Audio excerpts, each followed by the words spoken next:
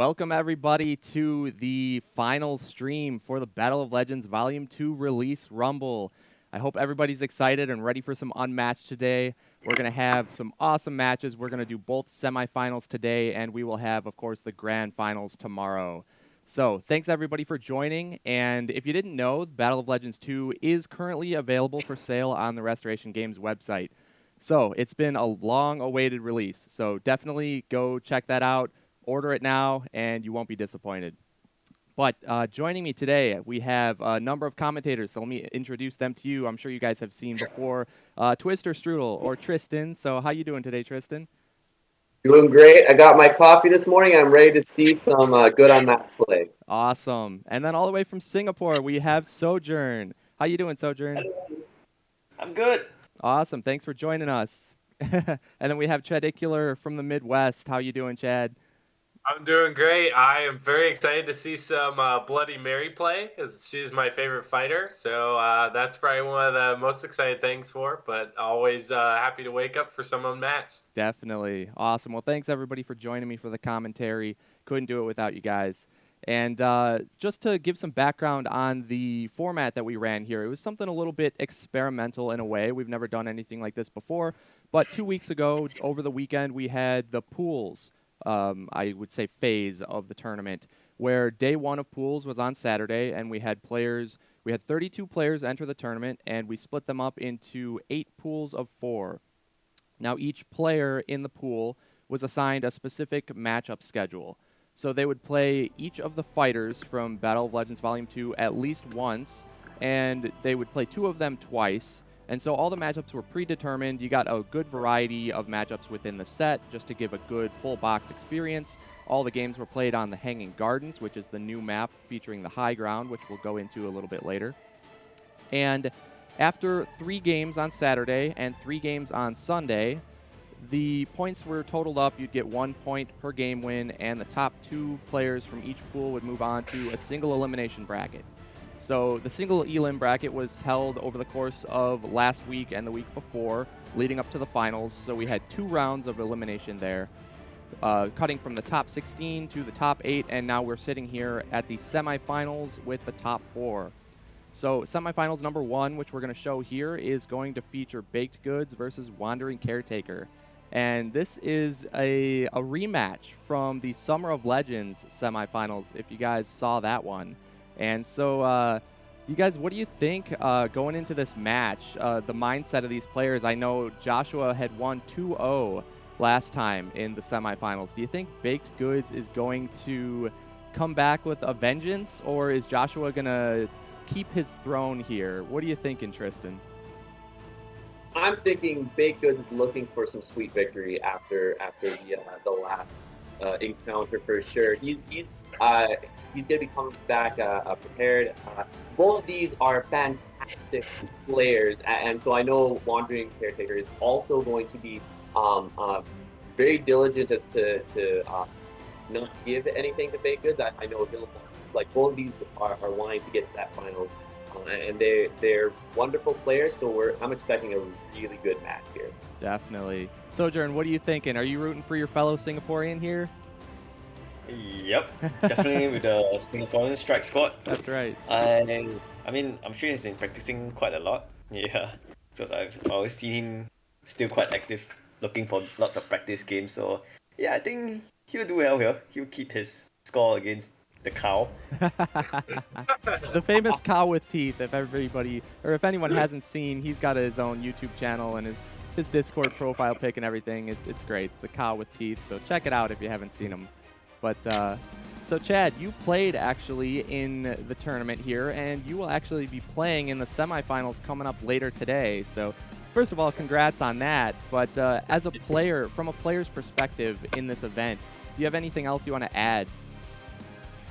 Yeah, so I will say just because of the unique format, at least for this unique conquest at this level of the tournament, there was a lot of thinking that went into like just the pick ban process, or just the pick since there are no fighter bans, and then the map bans specifically, just because you know exactly what matchups you could force, rather than have so many more variables of what they ban versus what I ban for fighters and such.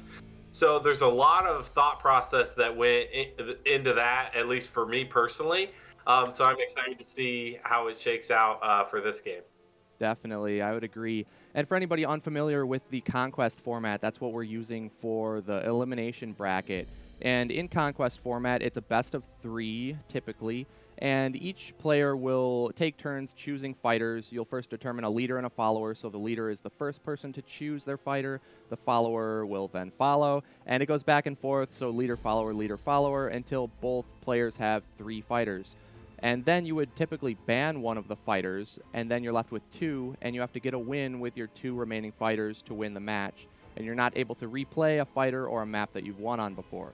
But in this case, since we only have 4 fighters in Battle of Legends Volume 2, each player would just pick one and back and forth, leaving you with 2 each, and there would be no fighter ban. But there would still be a map ban as usual, and then you would play your best of 3. So there's, like Chad mentioned, there's only a few possible outcomes with the lineups, and you really need to know how to navigate the pick phase so that you're not stuck with a really uphill battle in the match. And I think all of the top players here in the semifinals, they know how to navigate the pick phase well, and they're not going to leave themselves stranded with too unfavorable of matchups. So it's going to be a good time here. And I guess I should mention, too, the fighters in Battle of Legends Volume 2, for anybody unfamiliar, it is Sun Wukong and Yanenga, and then Achilles and Bloody Mary. So 4 very different fighters from different myths and fantasies and whatnot, and they're all really cool with some really unique mechanics. One of the major ones being the new bonus attack mechanic, which is essentially 2 attacks in one, and we will go over that as well over the deck highlight section. We'll talk a little bit more about that, but it's definitely some exciting stuff with the new fighters for sure. So when we're waiting here for the players to do their pick ban phase, we're not going to get to see that on screen here, but how about some predictions? Chad, I guess we'll start off with you being a player. What do you think they're going to pick here? What kind of lineups are you expecting? Yeah, so just given how the matchups work in the box specifically, Bloody Mary really wants to go up against Yanenga. That's really her best matchup, and that's really if whatever player gets left with Bloody Mary, that's the matchup they're trying to force. So I know, however the pick ban goes, then the most likely the follower the person choosing second will end up with Bloody Mary. So they're just gonna try and make it so that their opponent has Yanenga, so that. So most likely that's probably what we're going to be looking at. If it is on the off chance that, say, it is Sun Wukong and Achilles versus Yanenga and Bloody Mary, then the player with Bloody Mary is going to have a very difficult time winning against either Sun Wukong or Achilles. So I think that's one of the main things that we can expect. Okay, so you're thinking we might see, for example, Wukong and Yanenga versus Achilles and Mary? Yeah. As long as Mary is on the opposite side of Yanenga.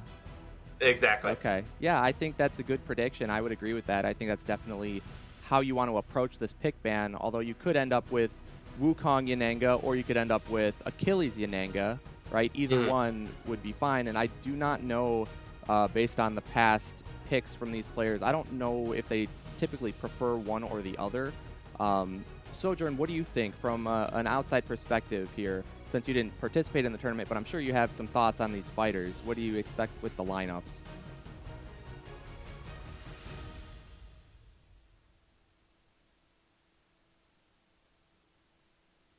I think we might be having some audio issues with Sojourn here. Just a second, guys. It looks like you're muted on Discord.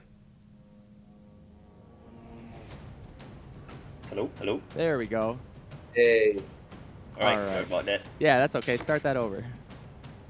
I would think Joshua would go for the safer play, and Baked Goods would be a bit more comfortable with Bloody Mary, just from the nature of his playstyle. Because Bloody Mary is a bit more risk. Yeah, you have to take the risk sometimes. You just have to go for it, because the cards determine what you can do, and sometimes you just have to go in and attack. So yeah, I would expect Joshua to be more comfortable with the other characters, and Baked Goods to perhaps take on Bloody Mary and maybe even do well with it. Sure. Yeah, I would agree with that as well. I think Joshua, I practice with him a lot, and he's definitely a very safe and methodical player. And Baked Goods may be a little more reckless and risk-taking. So I would agree with that as well. Tristan, I guess based on any of the data from the previous matches, do you think that indicates one way or another? Well, based off of previous matches, I know we have a little bit more data from Baked Goods because for Joshua, during the top 18, there was a forfeit in that. But of the data for Baked Goods, we notice if he's the leader here, the first time he chose Sun Wukong and Yanenga.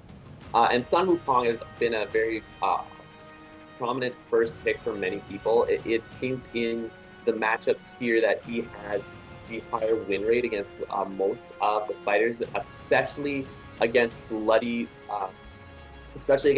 Mary in particular. So Sun Wukong might be someone who's an easy first pick, and then from then on, if Joshua picks from then, I can assume he probably picks someone like Achilles to counteract that. But yeah, if it's Joshua who's the leader here, we have no data quite yet, but I know for both these fighters when they're the follower, Achilles was picked as the next fighter. So it's going to be interesting to see how this shakes out.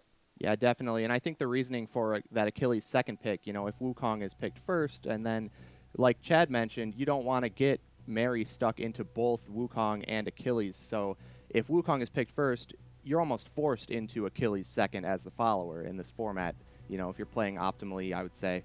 And because you just want to avoid that uphill battle for Bloody Mary. And she definitely can win any of the matchups in the box. We've seen it happen. And it's just like Sojourne said, she's a little risky, and you're almost at the mercy of your card draw sometimes. So if you draw really well, she can definitely pull off a win against any of the fighters in the box. It's just she has her best chance against Yanenga, so that's what you're going to be looking for here.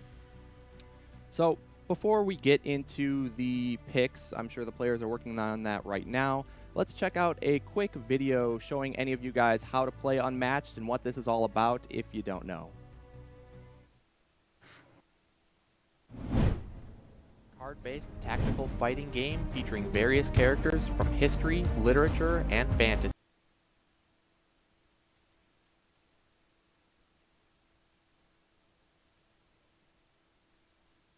Unmatched is a card-based tactical fighting game featuring various characters from history, literature, and fantasy.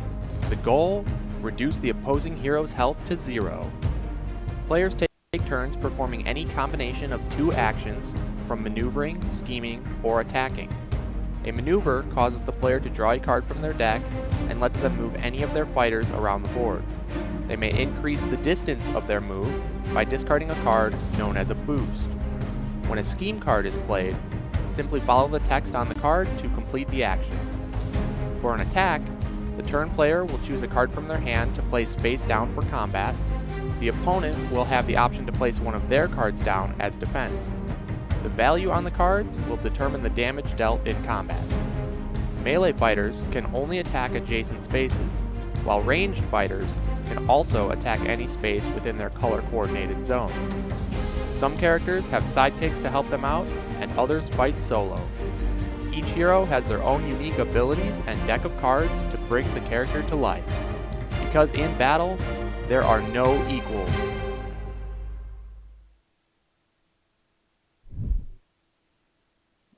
All right, so hopefully that gave you guys just a little bit of insight into the game here and what it's all about. It's really a fantastic game. And we got the picks in while that video was going, and it looks like we are going to have Baked Goods with Wukong and Yanenga versus Joshua with Achilles and Mary. So it looks like Baked Goods was the leader, so he must have won the die roll, I would think. And like you guys had guessed, he started off with Wukong, which almost forces Joshua into Achilles. And then Baked Goods would take Yanenga and leaving Joshua with Bloody Mary. So almost scripted in a way. But I'm not personally surprised by any of these picks. I think you called it out, Chad. Anybody have any surprises here, or is this just what we expected? I mean, I what I yep. foresaw for sure. All right. So with the picks, again, there's not too much variance in what the picks can end up as. Unlike in Summer of Legends, there was a bunch of different possibilities. But as we expected here, we got the Wukong Yananga versus Achilles and Mary. Now with these picks, Joshua's going to get the choice of map and starting position for game one. So with that in mind, Sojourne, do you think Joshua's going to want to start with Bloody Mary to try and get that win early, or maybe with Achilles to try to put Baked Goods on the back foot in the match? I think he would put Bloody Mary first. Yeah, it's just to try to get a win. Sure, because I guess if he goes Achilles first and he goes into Wukong, if Wukong gets the win, I guess, well, Achilles could get the win against Yananga as well, but yeah, I think I agree. I think Bloody Mary we would expect first, just because he also gets the map in the starting position, so I think he'd want to take advantage of that while he can. But let's see, we have the map bans as well, and it looks like Baked Goods banned Hiorat and Joshua banned Yukon. So what do you think, Chad, about that Hiorat ban by Baked Goods? Yeah, so there's been a lot of discussion about Hirwatt specifically for as a benefit for Bloody Mary, just because of how closed off of a map it is, and just close quarters that it places the fighters in. So there's definitely some benefits that are there, as well as some neat interactions that work with one of her cards, Jump Scare, and the doors, and how zones are divided up and all that stuff. Some nuances there. But it doesn't actually work as well into Sun Wukong as people think, because there are still a number of corridors that he can hide behind. So I actually think this is a ban against Achilles specifically, because once Patroclus dies, then Achilles fatigues out very quickly, and he doesn't have a lot of high boost cards to chase you down.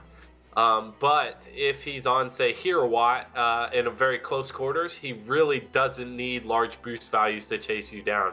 So I think Baked Goods made a very good ban here, specifically for the Yanenga versus Achilles matchup, which I think is going to be a critical matchup in these sets here. So I think that's an elite level ban right there, because I think that map is Joshua would choose that map 9 times out of 10. Yeah, I think that's a good call there. And how about Josh banning Yukon? Tristan, do you think that's like a personal preference kind of thing, or is there some kind of reason do you think he banned Yukon specifically?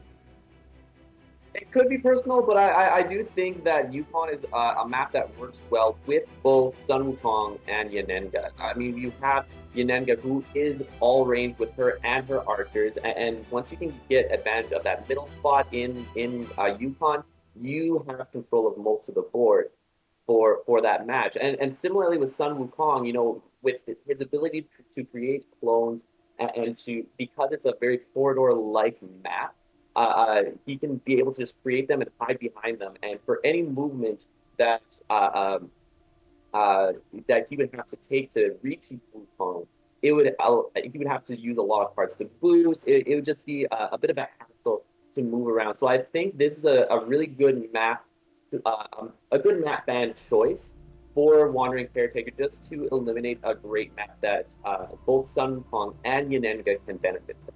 Yeah, I think those are great points. I definitely agree with both of those. And so it looks like we are going to have Wukong and Mary game one. All right. So Joshua did go with Bloody Mary first just to try and get that win with her out of the way.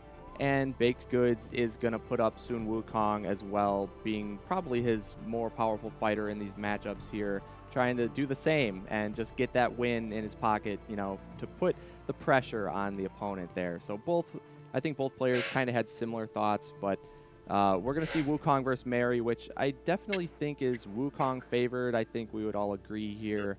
But we'll see, because Mary does get to go first. And let's check out the Bloody Mary deck here.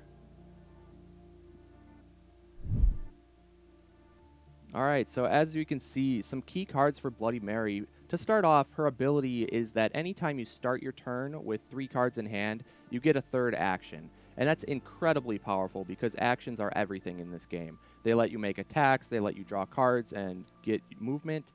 And so it really is incredibly powerful. You're getting 50% more actions than your opponent would every time you trigger this ability. Now, playing with 3 cards in hand is very risky because in Unmatched, having more cards in hand is usually better because it provides more options, and options are always good so that you can pick the one that fits the situation.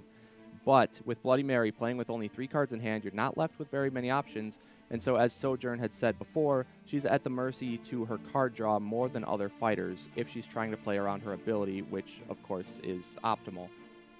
So the first card we're going to see there, Speak 3 Times. This is the reason why you want those third actions too. This is the payoff.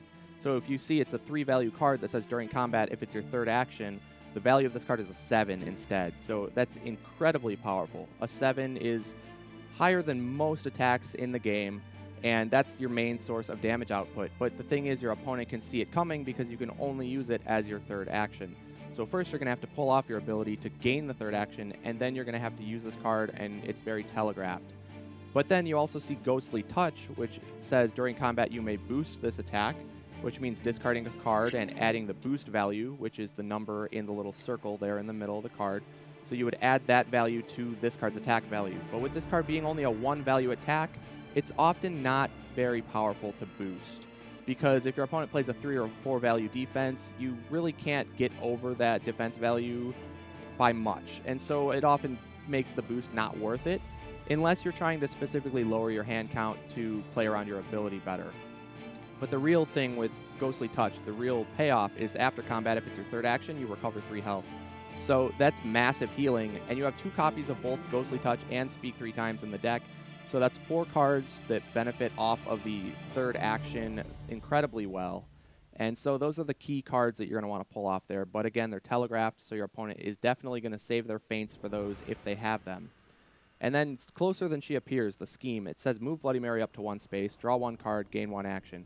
Seems very simple on the surface, but what this does is it gives her a little bit extra movement range to close the gap, since often players will stand just out of maneuver range.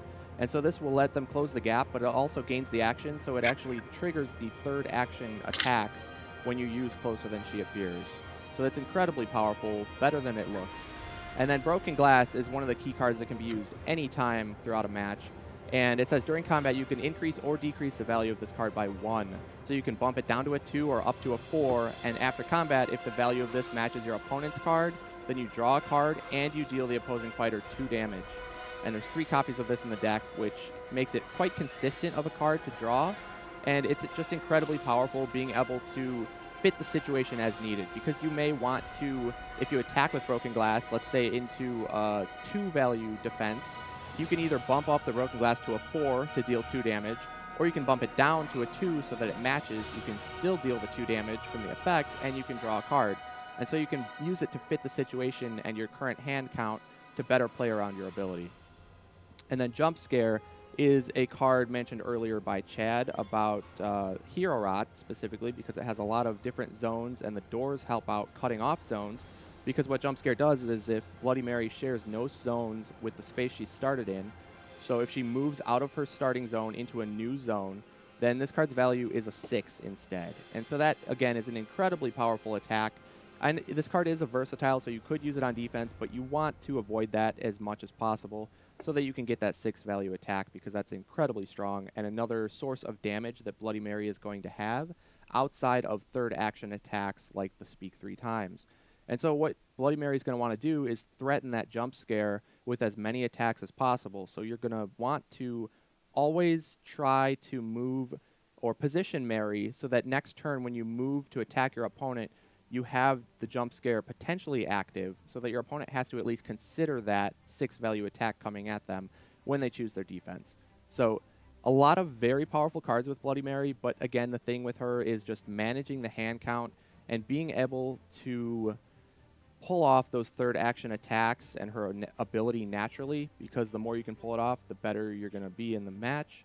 And she's very inconsistent, I would say, just because of the low hand size. So it's a little bit risky, and you're not often going to be able to make the best plays that you would like to. But she can be very aggressive and have big rewards if you can pull everything off. So with all that said, let's go ahead and check out Wukong's deck. All right, so here we see Sun Wukong, another one of the new fighters. And Sojourne, how about you tell us about Sun Wukong here? Well, the big thing that he has, it's Phoenix form. So it's only one off, but the mere existence of this card and whether you draw it early or not, largely determines the playstyle of Wukong. Because if he draws it early, he can play what we call very degenerately, where he just keep running away, regenerating clones, putting clones between himself and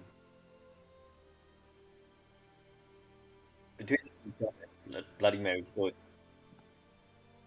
it's just going to be very annoying for Wukong in such cases. And his next signature attack would, I think, be Ox Form, which can be quite devastating against Bloody Mary. Because with a 7 attack, you don't really have that many good defenses against it. So, I mean, unless you have the mirror image, the one where you can do a 7 defense against the 7 attack, if you just make a wrong call, Bloody Mary is going to take a huge chunk of damage, which typically in most cases will be about 4 or 3 damage each or so. So another trick up Wukong's sleeves is Rui Jinggu Bang, which is actually a reference to his staff. So this is, when this card was spoiled, I think many people were pretty interested, because this is one of the double attacks. If Bloody Mary defends against the first attack, she will get hit by a second attack with Tricked You. So this is a very annoying card because it really bleeds cards out of your opponent's hands. So typically, if an opponent wants to do well against Sun Wukong, you do have to call at least 1 or 2 Rui Jinggu Bangs and not defend it correctly. Because if you do waste cards trying to defend it, you will eventually be bled out of cards and Wukong will win the long game.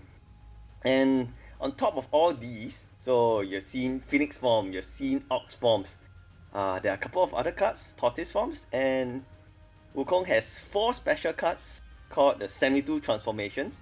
So his Wukong as a character is quite well known for this and turning into all sorts of different animals as befitting the situation. And in Unmatched terms, this means that he's very adaptable to the situation. If he finds an opportunity to keep up the pressure, he can keep calling back Ox forms and just hitting you over the head with it. And he just makes in some of the Rui Jinggu Bangs, and if you make the wrong call, you'll be taking a big bunch of damage. Or he could see that, hey, it's a good time to bring back more Phoenix forms and prolong the game and go for the exhaustion route. Well, yep. And the last card, it's Bewilderment. So this was originally a card from the very first set, King Arthur's, a Merlin specific card. So this is more or less basically an immunity card. So Wukong will most likely be saving this for the speak 3 times coming from Bloody Mary. Yeah. And not only does it prevent all combat damage, but the important thing is that it teleports you just about anywhere. So again, this plays in a whole team of Sun Wukong being very adaptable. If he sees the opportunity, he can just teleport right beside you and just keep out the pressure. Or if he sees that he wants to hang back, put himself behind some of the clones and prolong the game, he can do that too. So yep, Wukong and his bag of tricks really live up to his reputation of being a very strong trickster. And if you make a wrong call against Ox form, you don't defend it properly, or if you defend with a wrong card against Rui Jinggu Bang, you might take too much damage and be very, very difficult to come back from. Yeah, I definitely agree. Bewilderment is going to be huge because it just negates all damage. And like you mentioned, I think you do need to win a few of those coin flippy combat interactions with the Rui Jingubang, because if you go undefended and you take a 0, that's a big win, and if you take a 7, that's a huge loss, right? So it's incredibly it's a completely different game depending on which one it ends up being and which one you decide to take. So that is going to be huge. And with the 72 transformations, the other one that we don't have on screen, the tortoise form, is just a 5-value defense that lets you, well, it lets your opponent boost the attack. So they can often deal damage over the tortoise form if they're willing to sacrifice an extra card. But a 5-value base defense, as we can see there, is incredibly powerful and more powerful than almost every other defense in the game. So it is a bit costly for your opponent to even try to deal any damage over it. And so with these decks here explained, let's go ahead and check out the map. They're going to be playing on Sherwood Forest. So Tristan, you want to talk a little bit about Sherwood Forest and how you think this is going to work out for these players? Absolutely. So Sherwood Forest versus Sea, this is another, like I had mentioned with Yukon, this is a corridor-like map, and you see the starting positions there, with the first one being in that gray space towards the center, and the second player space being just to the left of the screen there. And so this is going to be a very interesting matchup. I know this would have meant that a Wandering Caretaker would have chosen this map as the follower, as Bloody Mary, and so with this one, it is a little bit closer quarters as well. So, and with different zones, she might be able to pull off some of those jump scares to get off some more damage as well. For Sun Wukong, I think one of the key points for him is going to be using these corridors to make Bloody Mary have to maneuver around and just use up more movement than she normally would, and therefore using more cards. Either that or having to attack into some of the clones. So this is going to be a very interesting matchup. There's really only a couple of small spaces in this map where if it's not in a corridor, there's a little bit of open space towards the center, a couple spaces on the right, a little bit on the bottom, but really a fairly straightforward map. Chedicular, what do you think about this? Yeah, so I find this map choice very, very intriguing because of it being almost exclusively corridors, which allows for, if Sun Wukong has at least 2 clones, which I know he didn't mention his special ability when going over his cards, but at the beginning of his turn, Sun Wukong may deal 1 damage to himself to summon a clone, which is a 1 health sidekick in an adjacent space. And all of his cards are any, which means his clones can defend with everything that Sun Wukong can, and also attack with all of that. But anyway, if he has at least 2 clones, he can very easily hide away in one of these corridors and make it very hard for Bloody Mary to get in and attack. So I find it very interesting of an idea for Joshua to pick this map because of how easy it is for Sun Wukong to hide away. Now, he can start with a turn 1 aggressive turn because Sun Wukong is only 3 spaces away, or the second place starting position is only 3 spaces away from the first place starting position. So if Joshua wanted to, he could take an easy maneuver into an attack turn for turn 1. But I'm very curious to see what his late game is going to be, considering how easy it is for someone to hide. Yeah, I think that's a great point. I do think Joshua chose this because he wants to go aggressive at the start. So I think that starting position is really beneficial for Mary, seeing as Wukong doesn't start with any clones on the board. So he's essentially a solo fighter, on turn 1. And so Mary gets to maneuver with her 3 movement, which is very good. She does have an advantage there with a 3 move over Wukong, who only has 2. But with that 3 movement, she's allowed to start in that starting space 1 in the blue, and take a single maneuver and attack Wukong in that second space to the left with the green and brown. So it also triggers jump scare there because the zone next to player 2 does not it's not that same blue zone there. So definitely lets Joshua have an explosive start, I would say. And I think that's what he's looking for. But like you said, Chad, I think late game it might become quite an issue with how many corridors are on this map. Because if Wukong's able to build up too much of a clone wall, then I don't see Mary ever getting through. So she might be forced to just keep attacking clones throughout the mid to late game, and that early aggressive start might not be enough to close it out. But it's really hard to say because it really depends, of course, on the card draw and for both players. And I guess this is a good time to mention that we do provide the players with one full mulligan. So at the start of the game, once they draw their 5-card opening hand, if they would like to, they can shuffle it back in and shuffle their deck and draw a new starting hand of 5. So there's no penalty for mulliganing. You get one shot. It's all or nothing. You don't get to pick and choose the cards that you're putting back. But that can definitely help Mary get that aggressive opening hand like she's looking for. But part of the problem is that, of course, Wukong also gets to mulligan if he would like.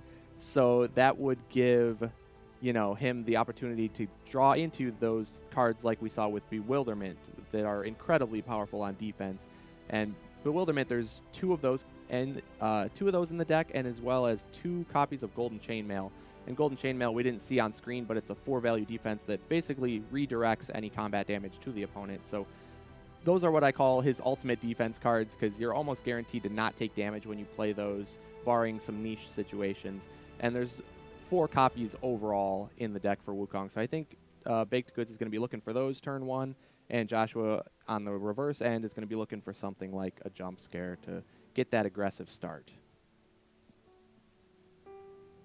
I think it too does come down to how much information does Joshua want to take from the fact of Baked Goods mulliganing or not. Because if he does mulligan, he's trusting Baked Goods. If he mulligans, he's trusting fate that he gets either one of those bewilderments or golden chainmail. However, if he's keeping his hand, depending on how much we want to read into it, and Joshua wants to read into it, that might communicate that he already has one of those solid defenses and he's okay keeping it. Yeah, I think that's a great point. It's something you don't really think about much with mulligan, but it can give away a little bit of information, I think, about your opponent's hand. So I think Joshua will feel a little bit more comfortable if Baked Goods does choose to mulligan. So we'll see how this works out. But I think the players are all set up, so let's go ahead and get into the game.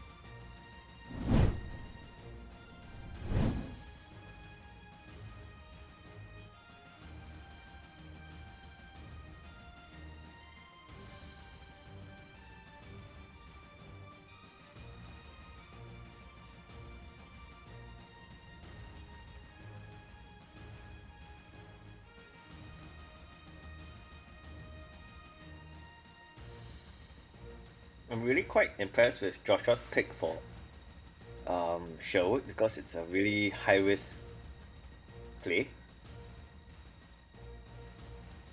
Yeah, I would agree, Sojourne. I think, like we talked about, he wants that aggressive opener, but we'll see if it pays off, because in the long run, it could definitely become an issue. Because all Big needs is probably a bewilderment or a slime monkey to escape. Yeah, in this case with a slide monkey, if I'm the Bloody Mary in this matchup, I'm pretty happy with it because I'll be doing most likely 4 damage over the top, and I just need to find my damage where I can. But you are correct in that a slide monkey, bewilderment, or golden chainmail are pretty good for Baked Goods. Couple points of data going into this matchup. For Wandering Caretaker, as Bloody Mary, he is won games, winning 2 out of 4. And one of those games was against Sun Wukong, which he lost. So on the flip side, for Baked Goods, whenever he's played Sun Wukong against Bloody Mary, he has won all of them. In fact, he's won all of his Wukong games when he's he's played here. So very interesting data. It seems like the odds are stacked against Bloody Mary as predicted. But yeah, we see Bloody Mary with that aggression right away. Yep, like we thought here. But both players kept their hands, so you got to think Baked Goods has one of those defenses, and there we are going to see it. The bewilderment. Oh, this is the perfect defense for the bloody Requiem. Yeah, because bewilderment being a 0 value but still negating the damage. If we look at Bloody Requiem, that's Bloody Mary's bonus attack, and the second part of the attack triggers if your opponent played a card, and it copies the value. So with bewilderment being a printed value of 0, it will fully negate the Bloody Reprise. So that is a bit unfortunate for Joshua. I think he was hoping to see maybe a golden chainmail there, so that the Bloody Reprise would end up hitting for a 4 value. So good defense by Baked Goods. I can see why he kept his hand with that bewilderment.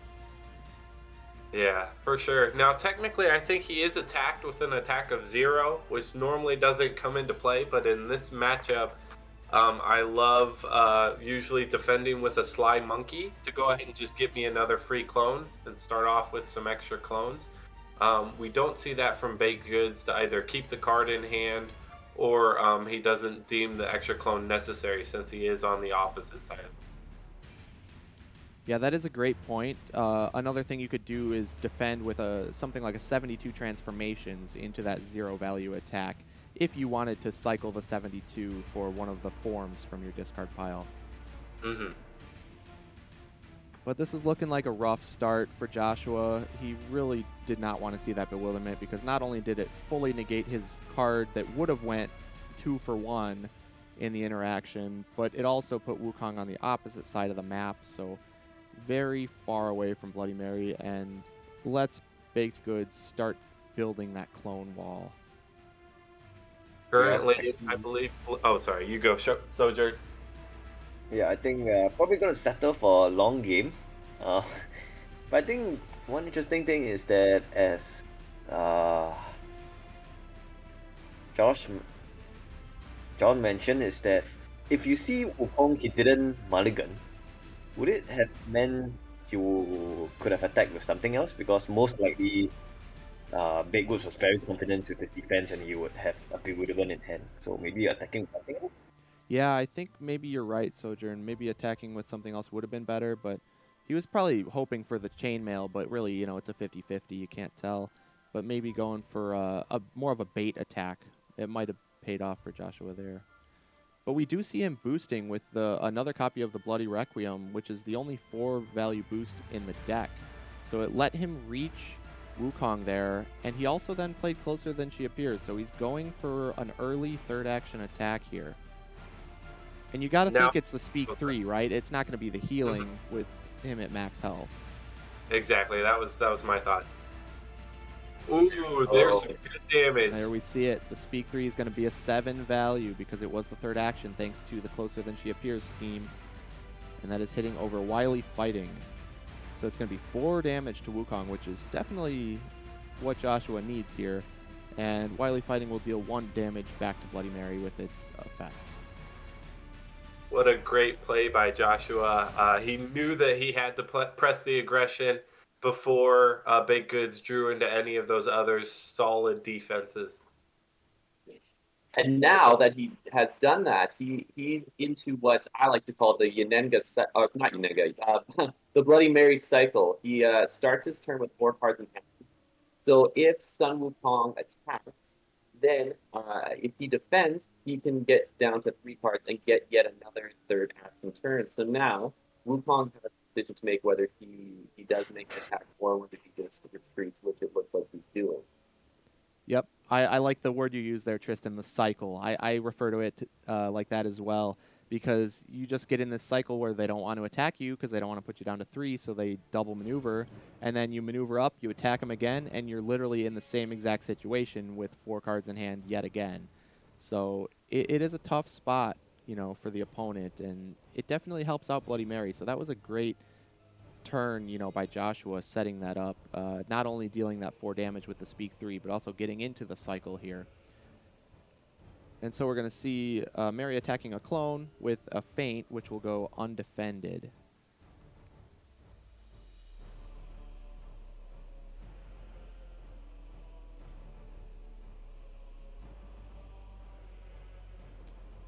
So it's, you got to keep in mind, killing clones is not exactly what you want to be doing with your cards with Bloody Mary, but it is 1 health essentially every time you take out a clone. Right. The optimal play would be to try and damage Sun Wukong directly, because every damage that is dealt to a clone, any extra damage rather that is dealt to a clone, is not damage that's being sent to Wukong. So it does mean that Wukong's being hit less, but at the very least, there is a bit of a payoff in that if Wukong wants to create another clone, he has to spend 1.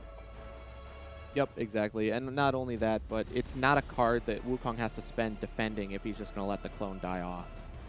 Yeah. So it helps him out with the hand count there. But we're going to see a Fiery Eyes that see scheme come out from Wukong. So Baked Goods gets to look at Joshua's hand here, choose one of those cards, and put it on the bottom of his deck. So essentially, in Unmatched, the decks are very rarely shuffled. So that card is almost just gone for the entire game, basically, until it gets to the very end and fatigue comes into play. So it's a very powerful effect to put a card on the bottom. And then they're each going to draw 1 new card to make up for the card that was lost. This is This would be the healing one. Yeah, what are your thoughts, Sojo, as to what card he would pick? I think it would be Ghostly Touch, because you want to disarm Bloody Mary in the sense of she doesn't really have that many options for her third attack. So if you disarm, well, Ghostly Touch, you got one lesser third action attack to be afraid of from Bloody Mary. Yeah, that would maybe my choice, as well as with Infinity Mirror being one of her 2 copies of it, which is her only after combat move effect, which can help her to kill clones and then move in and potentially attack Sun Wukong on the same turn. Those are, I think, are my 2 options, and I think we do see the Infinity Mirror selected. Yep. So the Infinity Mirror will go on the bottom, which I think that was a pretty good call. I like that one myself. I think both the options you two were discussing were valid, and it's really hard to say this early in the game.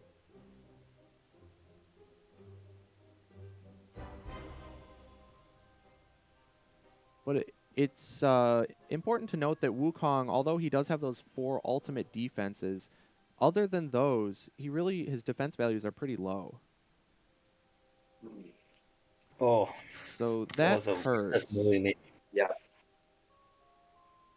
Because not only does Mirror Image, you want to play this against an Ox form ideally, because then it would copy that 7 value from the Ox, but it only copies the printed value. So this Infinite Strikes that was played, it matches the 2, but then Infinite Strikes buffs up during combat because there are 2 clones adjacent to Mary. So 1 damage did go through there and gains Baked Goods in action. So if he wants to make a second attack here, he can. And with Mary having 3 cards in hand, she probably wants to take it undefended. So this would be a perfect time now to throw out the Ox form if he has it. Oh. Interesting, because we do know that he had the evade. So I am very confused as to why he didn't choose to play the evade there. No. Maybe he was thinking it was the Rui Jingo Bong, I guess. And Baked Good was trying to play him. So yeah, just lost one of those 50-50s. Right, and like we saw, if it was the Jingo Bong, it would be 10 to 14 health instead of 10 to 7, so it'd be an incredibly different game, but that's just the way it goes with Wukong, and he's a very tricky fighter, it fits his trickster nature. Yeah, I think yeah. And with the Ox form out this early, we can probably predict if there's the 72 transformations, we're going to see Wukong potentially playing a very aggressive attack-heavy game here. Now this was an interesting play we saw here. Mary got her 3 actions, so she double maneuvered and attacked a clone. Baked Goods actually decided to play a Sly Monkey on defense for the clone because he was calling out, I got to assume, that Ghostly Touch. So he wanted to keep the clone alive because even though Sly Monkey doesn't get the effect if a clone uses it, it's only a 2-value defense, which is very weak. That was a great call out, for the Ghostly Touch because it kept the clone alive, and Joshua was going to get the healing regardless. So good play there by Baked Goods. Yeah, another important thing to note is that Baked Goods doesn't have any Faint-like cards in his deck, so there are no abilities that will be canceled. So Joshua can get that healing off without having to worry about the effect itself being canceled if he ever needs that. Yep, that's a great point. It definitely helps out Mary in this matchup. Her move 3 versus Wukong's move 2, along with Wukong not having any feints, are definitely a couple of slight advantages for Mary in the matchup that she definitely needs. She's gonna have a lot of trouble chewing through the clones now. Yeah, because Wukong's gotten the 3 clones, which is the max amount that he can have. It's going to be tough, and Joshua's going to have to really just hope that Phoenix form is at the bottom of the deck at this point. I really think not playing the evade was a critical mistake because even if you were expecting a Rui Jingu Bang, I think it's still okay because you can still draw a card and potentially get another defense. Yeah, I agree with that, no. Sojourne. Also, because if you defend the Rui Jingo Bang and you want to end with 3 cards, so you take the tricked you part of the attack, you're taking 4 damage, right, instead of 7 from the Ox. Yeah. So I agree with that. I think you should have played the evade, but we are going to see the Phoenix form, unfortunately. So this is going to be quite an uphill battle for Joshua, because we haven't seen any 72 transformations used yet. So Baked Goods was able to get the full healing of 3 off the Phoenix, and it can be recycled still 3 more times this game. Yeah, and unfortunately, we have already seen the offensive feint, 1 offensive feint used out of 2 that Bloody Mary has, and so she has only 1 other chance to cancel potentially a 72 transformation. Right. And here we see a boost with the last copy of Bloody Requiem, so pushing that aggression is going to be what Joshua needs to do. He's going to end with 3 cards in hand, and we know he has the evade, so that will help out, especially with Wukong having a low hand count. So maybe he can turn things around a little bit here if he can hope that Baked Goods doesn't have the 72 transformations. I suspect it's a jump scare here. I get a jump scare feeling. It could be active, yep, because he started in just that yellow space, I believe. It would be a great jump scare. Yeah, and a small but really crucial aspect to set this up, it was that Wandering Caretaker did, there we do see the jump scare there. But the first time those 3 actions, or when he came from the bottom to the middle of the map, he set that up so that he could have a bit more control over where he was in the map. So to be able to set up something like this jump scare, which is just a small but brilliant execution by Joshua here. Yep, that was very good, well played. Baked Goods did defend with a tortoise form, and Joshua did decide to boost it with the Trick of the Light. So that is going to deal 4 damage because it's the 9-value jump scare over the 5-value tortoise form. So as we mentioned, you can get damage over the tortoise, but it is costly because now Joshua is ending his turn with only 2 cards in hand, which is not going to lead into his ability like he would want. Probably expecting a double maneuver from Wukong here. Because one thing about using Tortoise form as a defense, it probably signals that Wukong doesn't really have that many good defenses in hand already, because you typically want to reserve Tortoise form as a defense for your clones. Because if you attack into a Tortoise form into a clone, you don't really want to boost it just to kill a clone. I agree with that, Sojourn.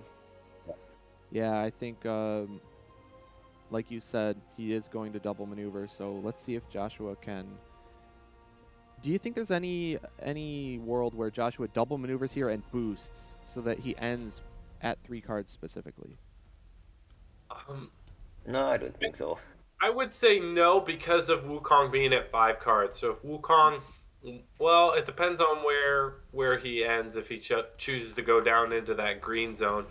But he'd give himself 3 cards and set Wukong up to double maneuver and get another back up to 7 cards, which I think is maybe a dangerous move. Mm-hmm. I don't know. I think I could see it go both ways. It depends on Joshua's hand, I would say.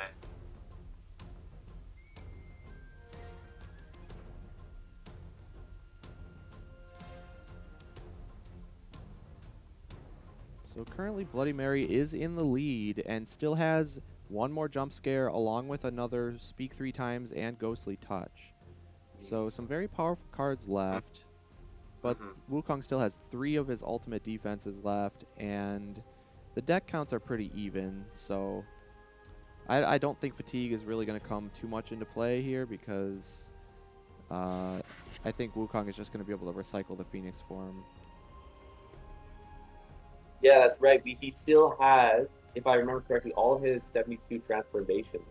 That's And correct. so with that, he can play it. And because he has each of his forms in his discard pile, he can adapt to the situation and kind of play it out. If he wants to just get a little bit more health, then he can take that Phoenix form. If he wants to be more aggressive, he can always take that. There's still many tricks up Wukong's sleeve. We'll see what happens here. We are going to see another Fiery Eyes here. Ooh, That's the jump scare. got to be the jump scare, right? Yeah. Because it totally disarms any threat of jump scare. Mm-hmm. And the other thing about Fiery Eyes is you can plan, if it does get to that end game, you can plan out what that is. So now that Big Goods knows that jump scare is on the bottom of the deck, should it go to exhaustion, he can save even just one defense to be able to negate that damage. Part of what makes Bloody Mary so lethal is that you don't necessarily know when she's going to hit with a big attack, and so by having Baked Goods put that on the bottom, it's one less big attack that she can use without without any mystery, I would say. Right. That's a great point because in Unmatched, hand knowledge is everything, and just knowing what options your opponent has available to them. And with Fiery Eyes, if you can pick a card that completely eliminates that card possibility coming up until the end of the game, that's often beneficial because if you were to pick a card that has, let's say, 2 copies left remaining, and you can get rid of the 1 copy, which makes it less likely, but you still don't know when that card is potentially coming at you. And so if you can completely eliminate a possibility, I think that's often, the best thing to do, and especially a card as powerful as Jump Scare. I think it was a good call. Now, smart here by Wukong moving this clone up adjacent to Wukong himself because Mary has a card, Trick of the Light, where after combat, it puts her adjacent to the opposing fighter. So if the clone had attacked and Mary had used Trick of the Light to pop to the other side of the clone there in the yellow space, it would have let Mary reach Wukong himself. So smart, positioning on Baked Goods' end there. We are going to just see a 72 into a Phoenix form. Why didn't he defend with another evade again? I think he is really just hoping to get these Jingle Bongs to whiff. Yeah, but I mean, you got 2 evades, might as well start using them. That's true.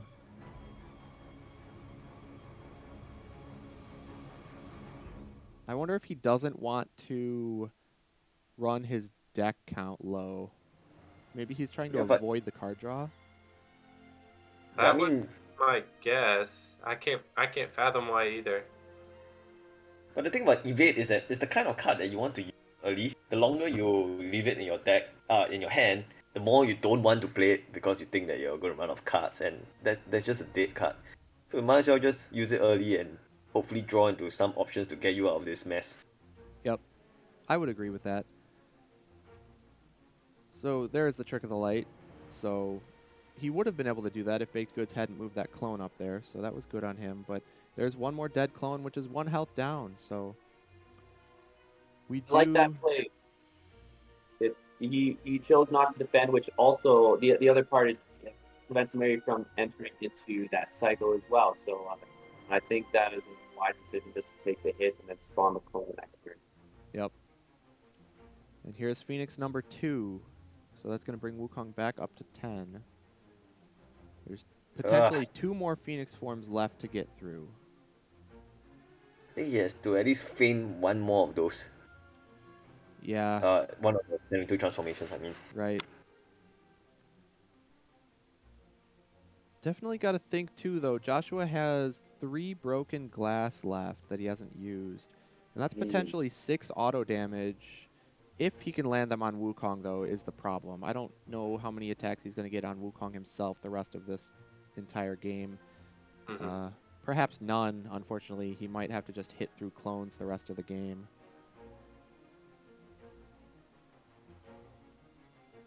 And that broken glass does help in some instances where, you do need to get through those clones. And so if you can get rid of a clone and then spend the next turn to hit Wukong 1 or 2 times, I think that's huge. We do see the stolen memories here play, and this could be a really interesting decision as well. It's got to be the 70. Yeah, he is going to pick the 72. So he gets to look at the opponent's hand, choose a card, and Baked Goods gets to choose whether or not he wants to discard the card or take the boost value in damage. So with Joshua picking 72, he either discards it or he takes 2 damage. So that was a great choice, I think, by Joshua, because this is probably Baked Goods' most valuable card at the moment. And to take 2 damage for a scheme like that is very powerful for Joshua. If Baked Goods takes the damage, I think that might be what Joshua wants. But then again, getting rid of a 72 would be essentially taking away 3 healing, so tough choice.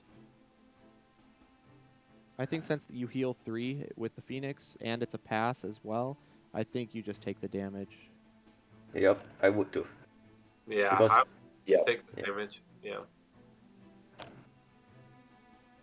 Also, just looking at his other hand, we see a Rui Jingle Bong, we see a Taunting Laughter, we see Chainmail, Bewilderment, Sly Monkey, and Wily Fighting, which is an excellent hand to have. So we're looking at quite a few good cards here. I wouldn't be necessarily happy if I were as Joshua looking into this hand. Yeah, I would agree with that. There's definitely a lot of options here. Offensive and defensive alike. So Baked Goods is going to choose to discard the 72. Very interesting. I'd be happy if I were Joshua. I would agree. To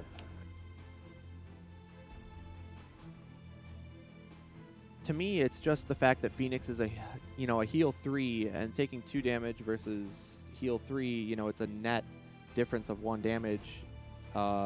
More in Baked Goods' favor if he just were to take the damage there. But not only that, but the Phoenix form being a pass, if exhaustion becomes an issue, is definitely helpful. And for anybody unfamiliar, when I mentioned passing, it just means a scheme that doesn't involve gaining an action or drawing a card, because what it does is let you use one of your actions to keep your deck count where it's at. You're not drawing another card, burning into your deck. So it helps out with exhaustion if you have passes available to you. Okay, so we see Joshua taking another attack, and it turns out to be a Wily Fighting, which is brutal. Yeah, that was 4 damage undefended there. Why not evade again? The other thing about that discard with the 72 transformations is that's 1 less attack or defense that Baked Goods has. And while I don't think he's necessarily struggling at this point, it's always good to have that. So it's very interesting. I'm sure he has, but there are a couple of major factors that go on as far as whether to keep or discard a card. Right. I agree with that too, Tristan. Even just a 2 value, it's not very much, but it's better than nothing, right? So we're going to see another Stolen Memories. Yeah, and it's either damage that's not that's not dealt, or it's just an extra action that you don't draw into your cards. Anyways, continuing. So he's going to go with the chainmail here. Very interesting. Yeah. I might have gone with the bewilderment because I'm more scared of bewilderment in this matchup than chainmail because Yeah. there's another chainmail in his deck. I would agree with that. You can totally eliminate the bewilderment potentially if Baked Goods discards it. Like we mentioned, keeping even one copy remaining of a card is vastly different from eliminating it and, being able to check it off the list of considerations. Mm-hmm. For sure. So I am interested in the chainmail versus the bewilderment. Maybe he doesn't want to take the damage back at him if he goes for a speak 3 times in the near future. Yeah, definitely, because considering he only has 4 health left, so I think Golden Chain is the right call for this. Yeah, it does make sense in the situation. Yeah, that's true. As you mentioned, Sojourne, maybe he's just trying to close out the game sometime soonish, or is planning on hitting with speed 3 times in the near future. So Baked Goods discarding the card again. I think his philosophy right now at this point in the game is just that he doesn't want to take any damage at all, because if he can just not take any auto damage and not let Mary get to Wukong himself, there's no possible way he loses this game. Yeah.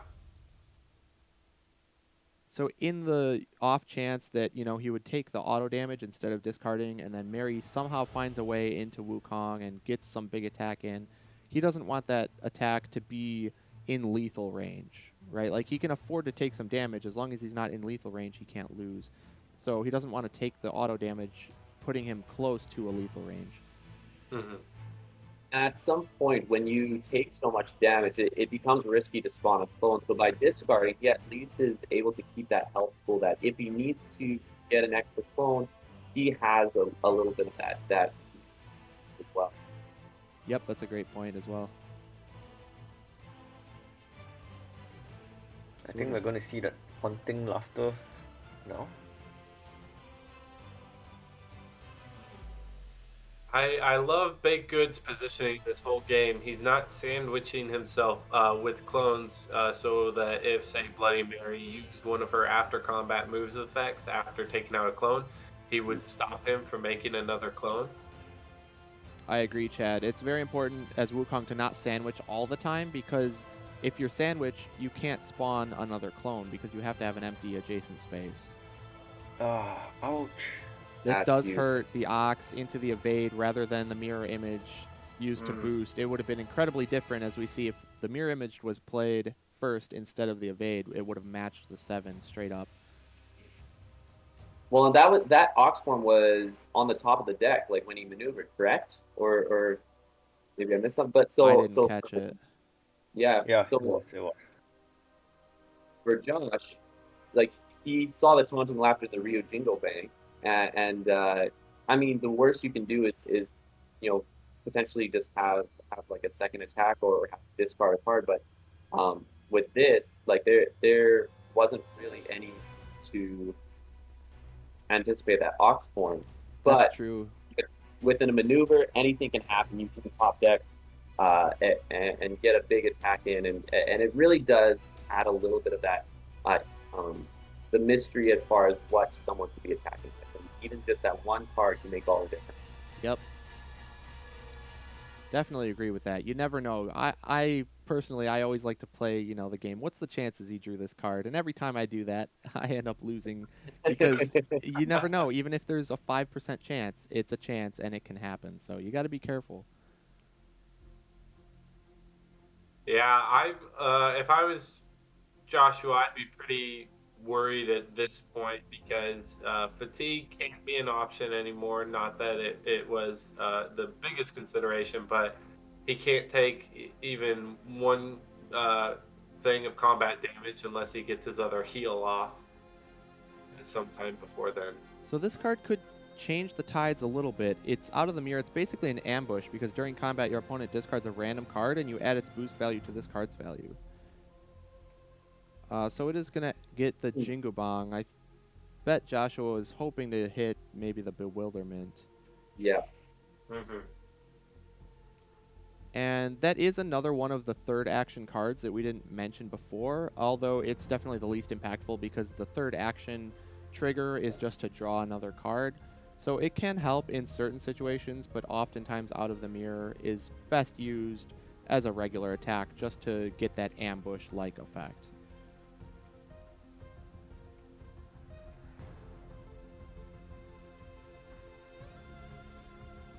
I don't think there's a way for Joshua to get back really.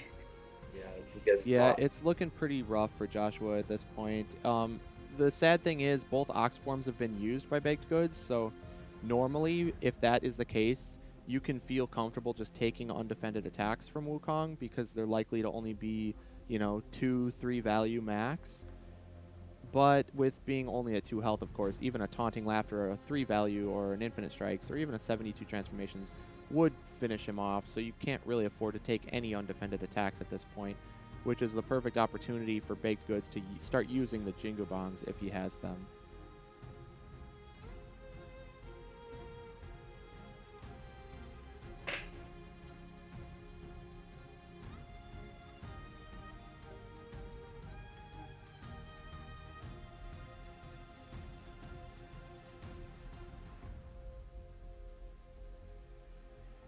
And it appears he is whittling down the clone wall a little bit here. The only problem is that as soon as Baked Goods gets in any sort of danger, he can just spawn a new one and then sandwich himself. So we're going to see another Out of the Mirror. And there we see the Bewilderment. There we go. Yay. All right. That's a critical grab. Yeah. I think the only out he has here is that if he somehow lands another speak 3 times and possibly another jump scare. If he can somehow manage to get these two to land before Big Goods can run away and protect himself with clones, yeah, that could be Joshua's way out. I However, agree. we also know that jump scare is at the bottom of the deck. And Yeah. so, and the other one is in the discard. So that would require Bloody Mary to need to be able to last until the end of the game and still be able to, while still being able to get in to hit Wukong. And so this is going to be incredibly tricky for Bloody Yep. Mary to pull this off here. Yep. I think step Mhm. one may be to pull off the Ghostly Touch so you can get a little bit of health to work with. I think that's going to be needed when exhaustion starts to come into play.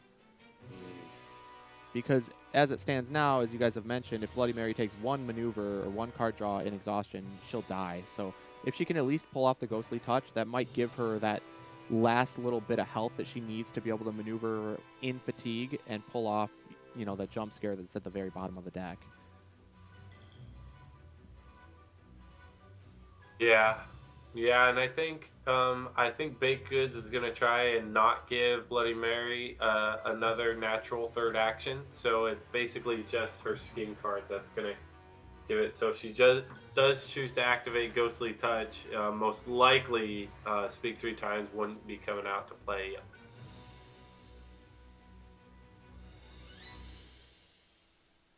Oh, that was a Or failed feint. I guess he wanted to feint 72 transformations. Yeah. So one important thing to note also is that Joshua has run out of high boost values. So it'd be quite hard for him to catch up also. Run around. So we see here the Broken Glass being played defensively against the Infinite Strikes. He will drop it to a 2 to trigger the Broken Glass to match and deal the 2 damage, killing off the clone.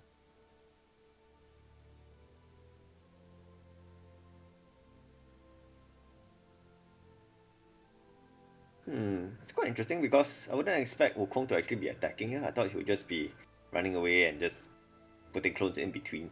Yeah. I Because agree. you would want Joshua to use his broken glass on attack, because against your clones, because you don't really have to defend your clone at this point. So the broken glass is in a way wasted.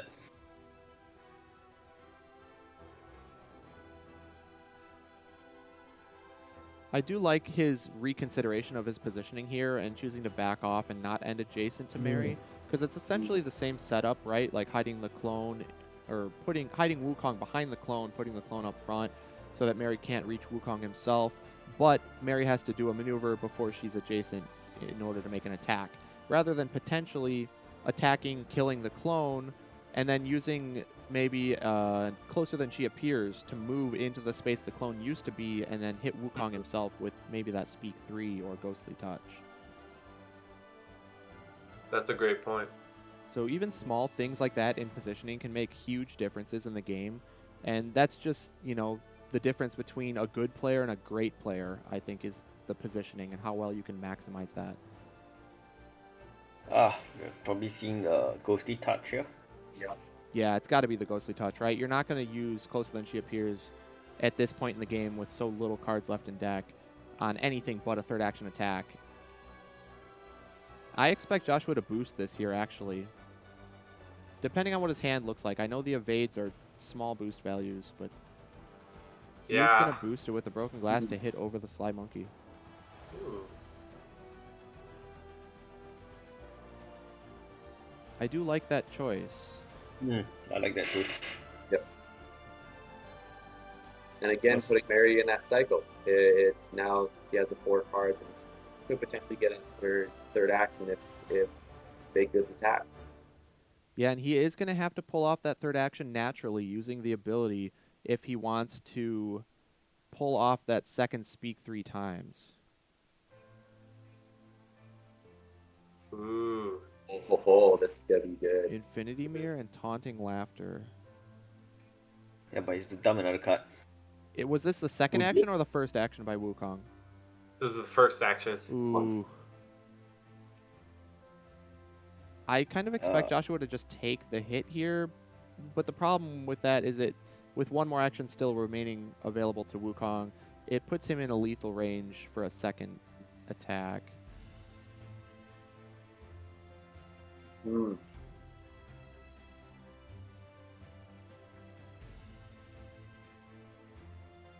Unfortunately, he can't push the clone back far enough where a single maneuver won't let Baked Goods hide yet again. Because if he pushes the clone back 4, then when Baked Goods maneuvers, he moves the clone 2 spaces towards Wukong, and then Wukong 2 spaces behind the clone. Yeah. I actually expected to see Mary move into one of those brown and yellow spaces to go ahead and just put himself in a more central location. Yeah. I definitely agree with that. I think anytime a good rule of thumb for Unmatched is you want to take what I call center stage. I could take that from Smash Bros, but center of the map, and because it lets you have the most options to get around wherever you need to go in the shortest possible distance. So as often as you can take center stage, you probably want to do so, because now he's forced into just going and attacking the clone, whereas if he had gone to center stage like we talked about, he could have maneuvered and boosted and hit Wukong himself. So what are 4 cards left in Joshua's deck? We got Speed 3, we got a Jump Scare, and 1 more Evade, I think. We've got 1 Evade, 1 Infinity Mirror. The Jump Scare is what's left on the bottom of his deck, and a Speak 3 times. Okay. So with that Infinity Mirror being used on offense, and we know the last card in deck is a Jump Scare, that means only Evade is left on defense for Joshua, and Baked Goods choosing to use 72 transformations to grab back the Ox form here. I think he's going for the lethal blow. Yep. Because that means in Joshua's hand it's Ghostly Touch and Evade. Speak 3 times. Oh, Speak 3 and Evade. So Ox form is guaranteed to deal at least 2 damage, but it's also going to put Joshua into fatigue, and he really just doesn't have the firepower, unfortunately, to close out this game here.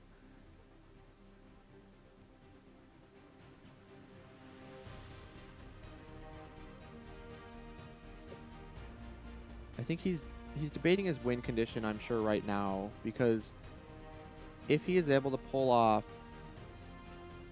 the Jump Scare He could get a big chunk of damage on Wukong. If he can bring Wukong down to 2 health with a jump scare, then a single maneuver would kill off Wukong in fatigue. So maybe he's trying to figure out a situation where he can make that happen.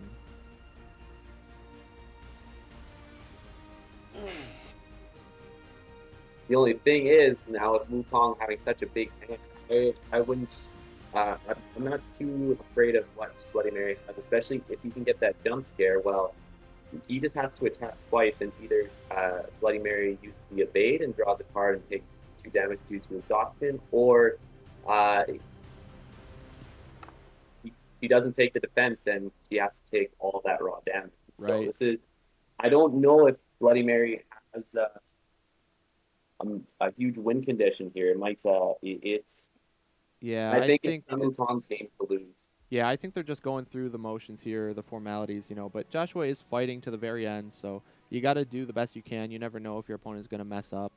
I don't think at this point, Baked Goods he's not going to mess up hard enough to throw this game, but an interesting thing right here we can talk about is that although Mary started 3 spaces away from Wukong, and Wukong's only on move 2, with his ability being able to spawn a clone adjacent, he can reach people that are 3 spaces away with a single maneuver by spawning the clone, maneuvering up, and then the clone is in range. So we are going to see the Ox form come out here. Joshua chooses not to defend with the evade, and that will close out the game. Good game. It was close, but let's listen into the players and see what they have to say.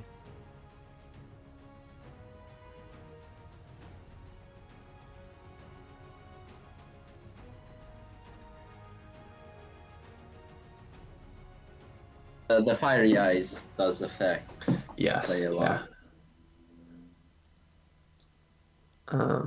Phoenix form was the 6th card I drew, which is just tough. It's when it is in like the top 10 cards of Sun Wukong's deck. Yeah, it's really good. And just Bloody Mary doesn't have a good way to get through the clones. You just have to throw everything and hope you get a lucky hit. Yeah. You positioned yourself well over here. There were times where I considered using Trick of the Light to defend an attack and then jump in and move in. Yeah, because I was trying to balance playing around that while also leaving space to actually make a clone if it died. Yes, that is important. Because you don't want to box yourself in, because then you just are stuck and you can't make a clone that 2 turn. clones should be enough, because Slime Monkey also can make clones. All right. Especially in this matchup, I don't like using Slime Monkey to defend Wukong. Yeah, it's risky. You can hit pretty hard with your ambushes. All right, so we see Baked Goods taking game 1 there with Wukong over Bloody Mary, which I think is expected in the majority of circumstances. That's a tough matchup for sure for Mary. I think the most difficult one in the box. Out of all the matchups, I think, not just for Bloody Mary, but I think that one is the most one-sided out of all the available matchups. So it's a little unfortunate that Joshua ran into that matchup, but I think he knew that was a possibility, obviously, and you just got to play into it. So with that game out of the way, I got to expect that Joshua is going to run back Bloody Mary so that he can give her the first starting position and the map choice into Yananga, which is her probably best matchup in the box, Chad, as you had mentioned before. So, and as we saw them talking about, Baked Goods had the Phoenix form it was his 6th card, so that was incredibly powerful, and he did have that Bewilderment opening hand that he chose to keep. So it was an uphill battle, but I think both players played it well, and we saw a lot of good plays on both sides, so it is what it is. Sometimes Wukong just, his games go that way sometimes. You're on the losing end of the coin flips, and it just, it hurts, but I think Joshua definitely has the mindset to come back into this game. So we'll see. Whatever happens. Go ahead. Whatever happens in the post-match interview, I'm going to ask him, why not evade twice? That is a good point. I agree. I am interested to hear, why didn't he play the evades? Because like we talked about, if he has ample cards in hand, which he did, and he had options, why not throw them out? You know, maybe it was a little bit too risky in a way. I know you got to take risks with Bloody Mary, but maybe it was a little too extreme. Mm. So Yeah, just imagine if Bloody Mary just had a couple more hit points towards the end. I don't know, and maybe but that's too much what ifs at this point. But definitely gonna ask him about it after this. yeah, no, I agree. I am interested to hear. And Chad, as you said, you know, with the Sherwood Forest, the map pick there, it did just end up being too much with the corridors. Bloody Mary wasn't able to get in during that mid to late game. Yeah, we saw early get some great damage on Sun Wukong, which is what you want to see as Bloody Mary. But it wasn't quite enough. But sometimes you can get Sun Wukong low enough, and they don't have Phoenix form yet, and then you can just start assassinating clones. So that it really makes them have to think about whether or not they want to make another clone or not. But unfortunately, he wasn't able to get Sun Wukong down to that threshold yet, and then he was just able to um, bundle up Yep. and hide away. Mm-hmm. So the players will be getting ready for game 2. We'll get the picks in shortly, I'm sure. Like you know, we mentioned, I think it's going to end up being Bloody Mary into Yanenga. You gotta expect that. Although I don't know what map might be best. Do you guys have any predictions on the map? What might be good for Bloody Mary into Yanenga? I personally like Hanging Gardens, just for those extra values on high ground, which hopefully, if it is Hanging Gardens, we can talk about that. But just giving Bloody Mary a little bit of extra hit points, at least on turn 1, into Yanenga or into her archers. That would be my guess, or my pick, as I like Hanging Gardens, but I don't know. I think that would be a good one. Definitely want to avoid things like Marmoreal because with the zones, you know, it's very hard to pull off jump scare for Bloody Mary because they're so interconnected, and Yanenga being double ranged is just incredibly deadly on a map like that. So we're not going to see that. What do you think about maybe something like Raptor Paddock?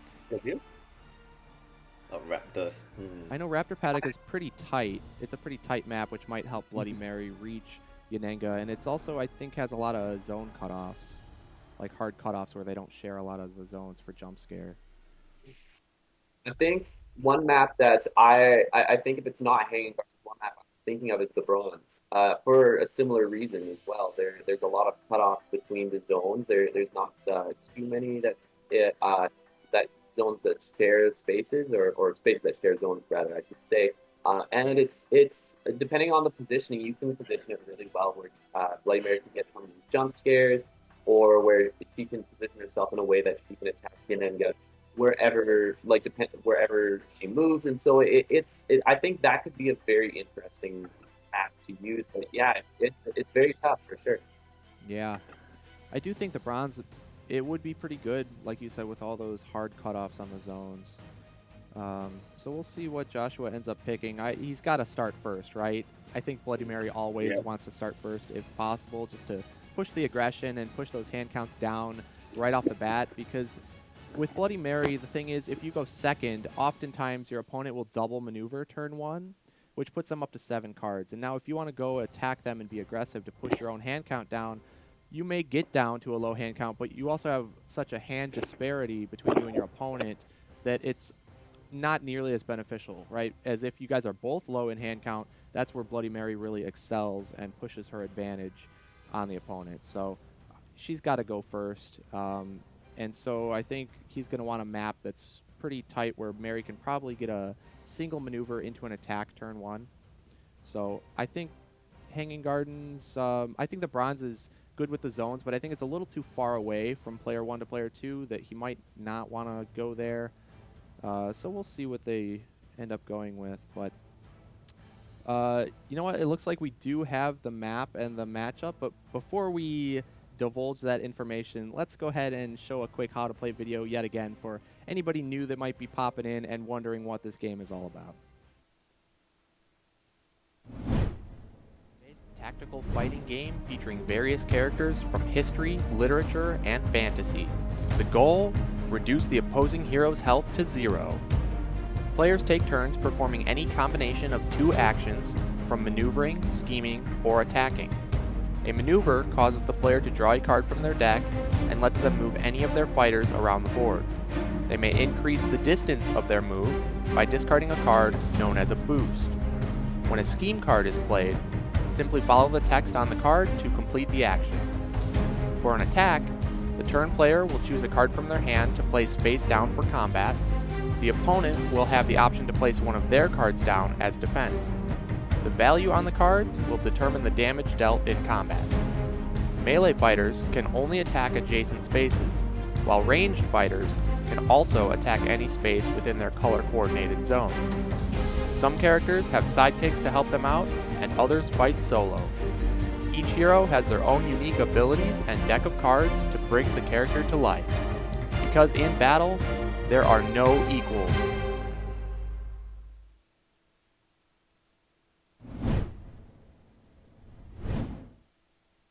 All right, so there you go. That is Unmatched for you, and we are about to head into Game 2 of the semifinals here for the release rumble of Wandering Caretaker versus Baked Goods. And we are going to see Bloody Mary, like we expected, going up against Yanenga, of course, because since Baked Goods got his win with Wukong, he is forced into Yanenga for the rest of the match.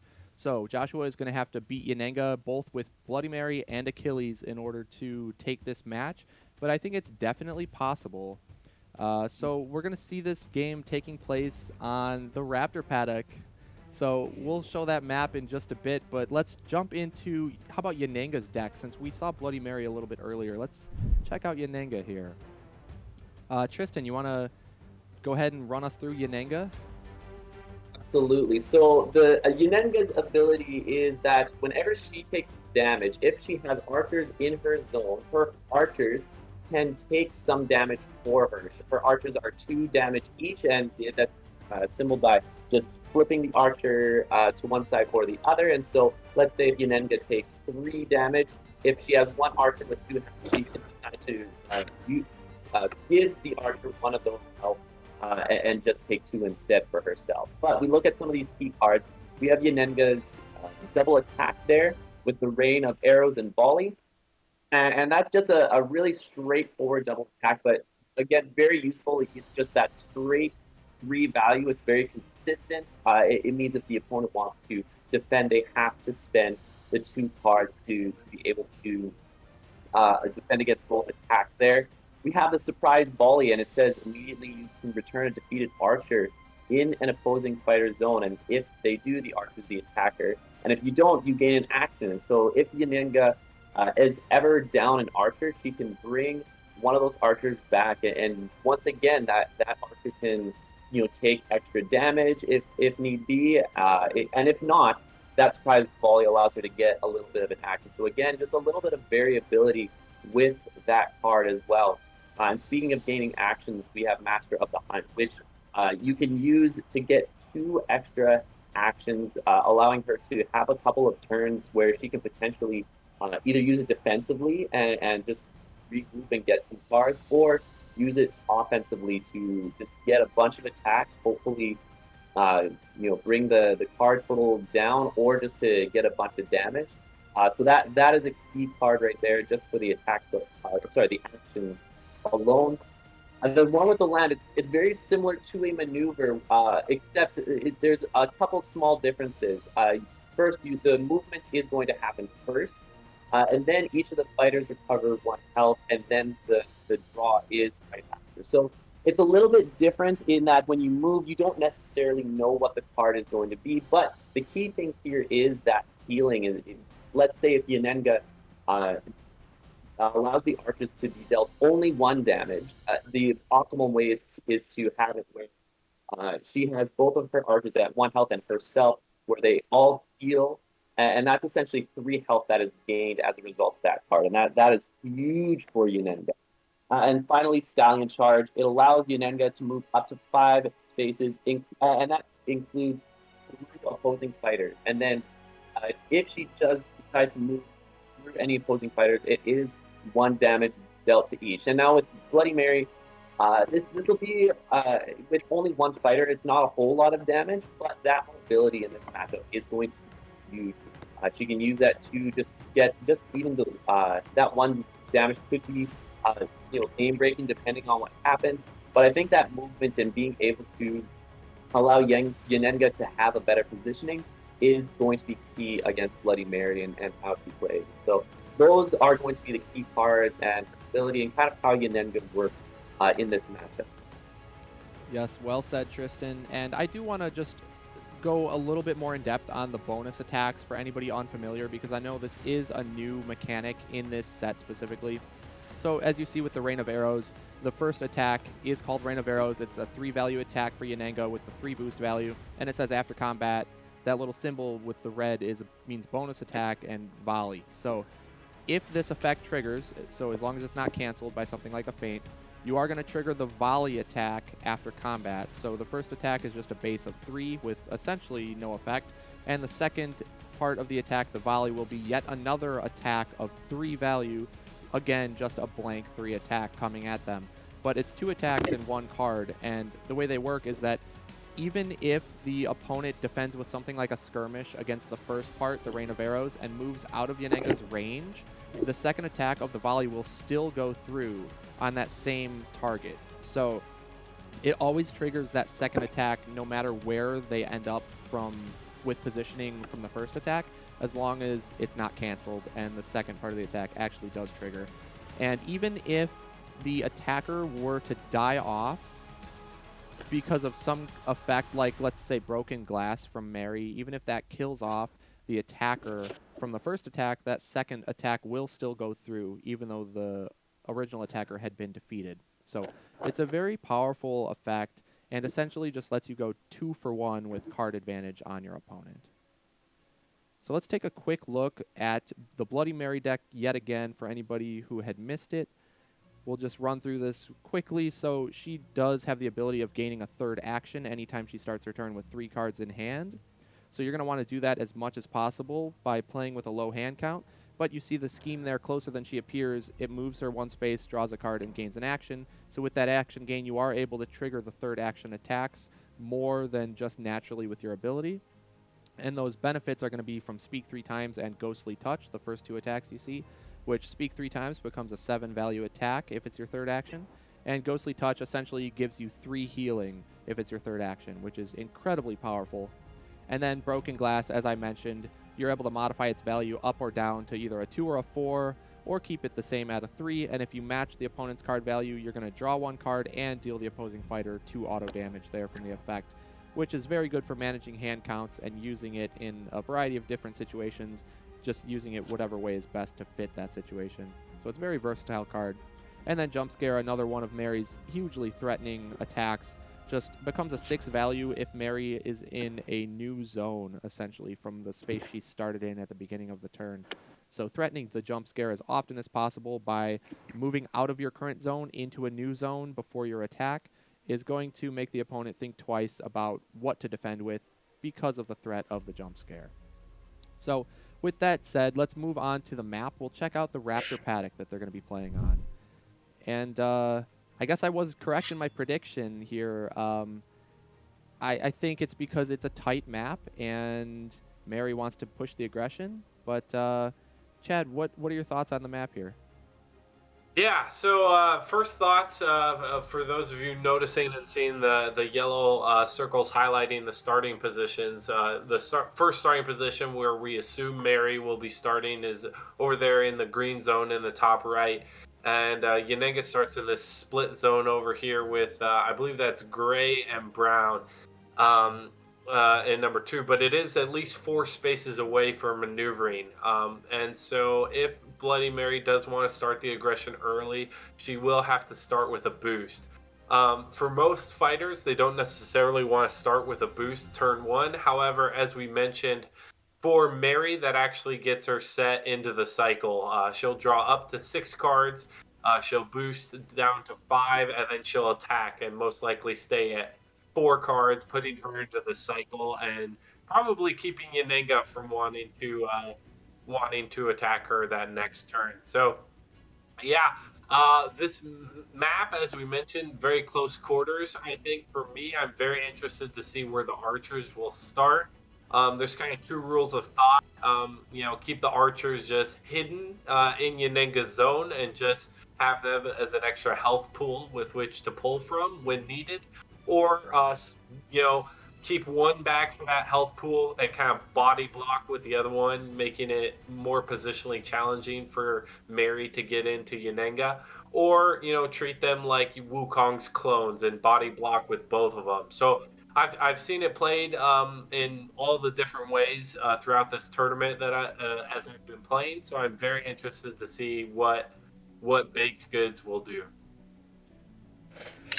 Yeah, it is interesting to note, looking at some of the data too, is that Joshua is currently 2-2 with Bloody Mary, I guess, with both of his wins against Yanenga. So that just goes to show his comfortability in the matchup in particular, and it really does seem to be Mary's best shot to get a win here. So with her getting the map choice and the starting position choice, I think Joshua is in a good position to take this win and push it to a Game 3. But looking at some stats from Baked Goods as well, it looks like he is 4-1 with Yanenga, so that was his most successful fighter in the tournament so far. So it's, definitely a comfort pick for Baked Goods playing Yanenga. So with the matchup being so close, I think to a 50-50, it could definitely go either way. But I think a lot of us are hoping to see this pushed to the Game 3. More content is always good. More Unmatched is always better than less. So I'm personally rooting for Joshua here just to push it to a Game 3, and then I think it would be a great matchup for the finale here. Absolutely. Yeah. Go ahead. A small thing there with the only loss that Baked Goods has had with Yanenga was against Bloody Mary. I know he's 1-2 when playing against Bloody Mary with Yanenga. So I mean that is the only area where he is shown to have, I guess, that weakness as Yanenga, at least on paper with the stats here. Interesting. So the matchup that seems most favored for Mary, Baked Goods did get the loss there. So yeah, interesting. Sojourne, what do you think? Is Joshua going to push it to a Game 3? Yep, definitely think so. Yeah, I think we want to see it happen. So I think the players are ready. So let's jump into the game and we'll see what happens.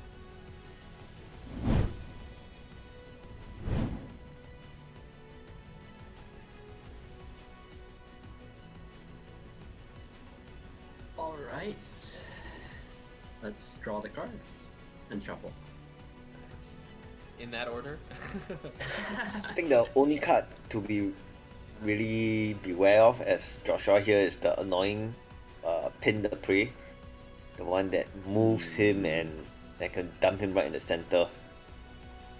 Yeah, I definitely agree with that, because getting pushed into the middle of the raptor pit is not ideal because you're very limited in your movement options at that point. Yeah, I think that's the only card that he has to be aware of. But I think Joshua's chances are pretty good here, I think. Yeah, with another point on the pin the prey is not only does it move Mary into annoying positions, but it also makes her discard a card. So that can definitely mess with her hand count and trying to pull off the ability. Absolutely. On the flip side, once again, Yanenga does not have any feint-like ability. He doesn't have any feint cards or anything that cancels actions. So once again, Bloody Mary will be able to get off all of the effects on her card, which is going to be used as far as the third action attack and for jump scare. That's a huge factor that's going to be played in this game. Great hands. It was definitely a huge consideration in the matchup. Mary wants to pull off those third actions, and with the opponent not being able to cancel those, it definitely gives her a little bit of assurance. And we see both players keeping their hands yet again. So Joshua must have a good start.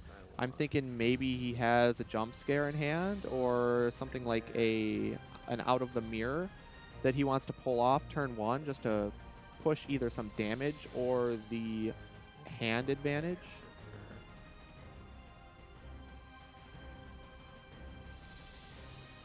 Now, wouldn't it be pretty incredible if we see Joshua open with a maneuver and then a closer than she appears into a speak 3 in turn 1? Yeah, that was what I was thinking there. Just getting, you are in that center zone, and you might be trapped depending on how Baked Goods wants to maneuver. But if he gets that first closer than she appears, then you can attack with a third action attack and still be able to get into that cycle as well. Maybe even if Joshua has the cards to boost around and still be able to get into a cycle.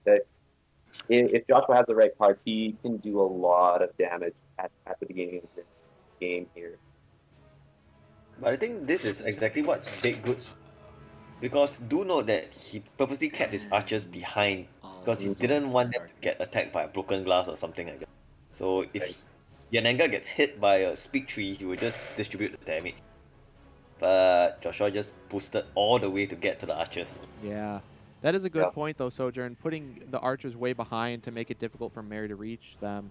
Because if it was a speak 3 and she defended with, let's say, a 3-value attack or defense, and she's taking 4 damage, she can just give 2 to Yananga, 1 to each archer, and then if Baked Goods has that scheme that we talked about, 1 with the land, he'd be able to pull off max value right off the bat. So we see Joshua instead going around and going straight for the archer, killing it off with a Bloody Requiem, which is pretty good for Joshua, though it would have been even better if the archer had defended, and Joshua would have been able to get an extra card out of Baked Goods' hand. Yeah. So I think the middle outcome in terms of what you're looking for. And it's always hard to know exactly what to do, right? It's like, do you try to attack with a low card, either like bait the either a high card or just get no defense and get the max value? Well, that's high risk, but if you can get it off, that's high reward. And I think this is kind of, like you said, kind of in the middle where like he's not using a huge attack card and he's not wasting a big resource that he can use on Nenga, but he is playing a little bit safer in just ensuring that archer gets damaged and goes away. Oh boy. Yep. Ooh. Big tree. You love to see it. You love to see it. It's got to be speak 3, right? It's not same thing as last time. It's not going to be the heal. There's only 1 archer this time to soak up damage, so it's not as impactful. Yep, and the highest defense he has here is a 4. Yep. Right, being either skirmish or jaws of the beast. And I can't imagine that he's trying to bait out a strong defense. I think this has to be a speed 3 time. What do you think about the possibility of it being an out of the mirror? Is there any chance that it's that? Okay. Nah, it's the speak 3. So, the archer will take. I would say no. There's 0 chance it's an out of a mirror. Sounds like a very one with the land. Yeah. So it looks like it's going to be 2 damage to Yananga, 1 damage to the archer, which will flip it. Well, As you can see here, the archers are the sidekicks. There's multiple of them, but they have 2 health instead of 1. So they start at the 2 health side, and then they flip over to the other side, showing 1 damage has been dealt to them. So I will do these. Which is a very neat mechanic in this new set here. But we're going to see a 1 with the land. So it's going to get essentially 2 healing instead of the max value of 3. So not quite best case scenario, but not bad by any means. And I think that means that Joshua made the right choice turn 1. Because if he had, say, if he did have those cards, turn 1 and attacked Yananga, then Yananga would basically have just negated his speak 3 times with that healing card. Exactly. I will maneuver. And Joshua is still in the cycle, so he's ahead in the deck count. He's ahead in the health department. So he's it's looking pretty good, and we can see, I think, why this matchup is pretty Mary favored. Although Yananga has a lot of explosive burst potential, and with Mary playing at a low hand count, oftentimes that threat of the big combo turns from Yananga looms over you, and you really have to be careful that you don't get caught with too little defense. And attack the archer. So interesting to note here on this board, although you can't move the opposite direction of the arrows on those one-way spaces, they are still considered adjacent. So Mary is able to attack the archer here. They'll take it. I won't take it all. And we Maybe really another- didn't go over the map mechanic too much in the highlight, but those orange arrows are essentially the same as the black connecting lines on a normal map, except you can only move in the direction of the arrow, I'll maneuver. not the reverse. So we saw an Infinity Mirror take out an archer that went undefended. Very, very good play by Wandering Caretaker here by Joshua. Being able to not only get rid of the archer, but now he is moved in a zone where Yananga has to end up adjacent or in that one of the areas, like say that triple space area, just above Yananga. Sorry, just above Mary on the north side. And so Baked Goods now over his hand limits. At the end of the turn, if he has more than 7 cards, he's going to have to discard, which means more resources wasted. So it looks like we're probably going to see a boost. Yep. 1, 2. Yeah, that was a fantastic play by Joshua, putting Baked Goods so far away from Mary, forcing a boost here and an attack into his 4-card hand. Yep. Because unless Baked Goods wanted to double maneuver and basically waste his turn, overdrawing and discarding resources, he was forced into a boost and an attack here, and Joshua with the feint ready gets to guarantee that there's not going to be any combo turns or any shenanigans messing up his hand count, and he's going to pull off this natural third action. So expertly done there by Joshua. Yeah. Let's see what he can do with this big turn. Looks like he's already maneuvered twice. Yep, he's maneuvered twice. He is in a new zone, so threatening a jump scare on this attack, threatening another Speak 3 with no archers. It's probably bloody, I think. Oh, this works too. Very nice. Broken glass into shield formation. So shield formation immediately forces your opponent to either discard a card or they get to bring back an archer in Yananga's zone. So Joshua will discard, it looked like a mirror image, to stop Baked Goods from getting any archer back.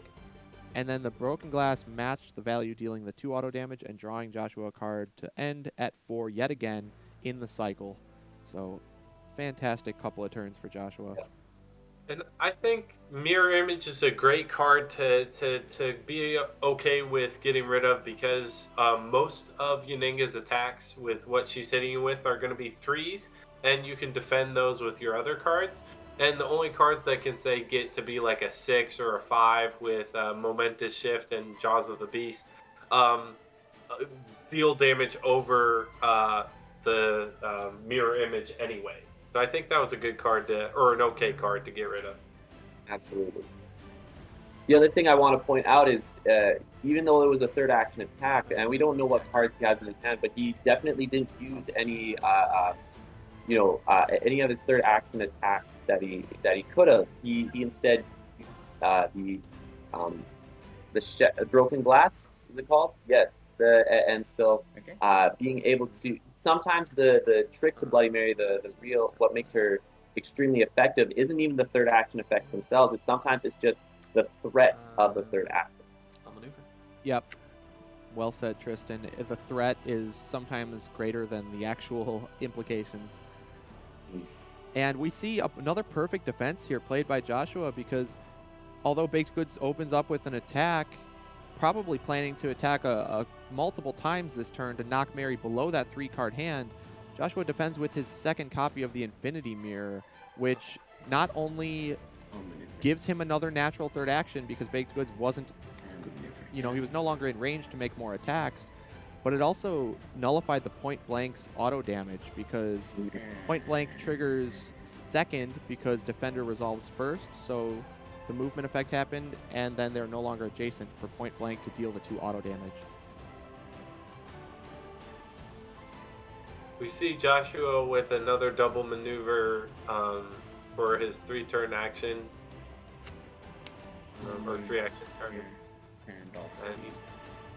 Interesting. He must just not have the cards in hand to go for a good attack, so he's gonna put himself back in the Surprise cycle, volley.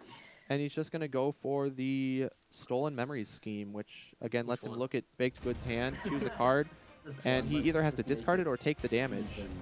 And with Yanenga having such high boost values, it's really hard to take the damage. So Joshua is gonna negate a surprise volley here. Yeah, which means good call. one less archer. It means that Baked Goods can negate even less damage from a Yanenga, being able to put that off to an archer. That's huge. Those archers are essentially Yanenga's health pool as an extension, and so being able to get rid of even that 2 health, that extra 2 that he may need is crucial. Definitely, and that's 2 surprise volleys gone out of 3 since the first was fainted, and 1 shield formation out of 2. So shield formation isn't often an archer revive. It almost always forces a discard out of your opponent. And then there's only 1 more surprise volley, so realistically, I think we might only see 1 more archer ever coming back in this game. And if that's the case, it's going to be hard for Baked Goods to even make use of the archer cards, like that Pin the Prey that we had mentioned. And they also have 2 copies of Divide and Conquer that are specific to them that will be dead cards. So it's going to limit Baked Goods' options even more if he can't get these archers back. Not only with the health pool, but with the cards that he might end up drawing. And I'll scheme again. Oh, we're just continuing the cycle. There you go. Oh, and he knows the other surprise volley was there. He already saw it last Surprise time. volley.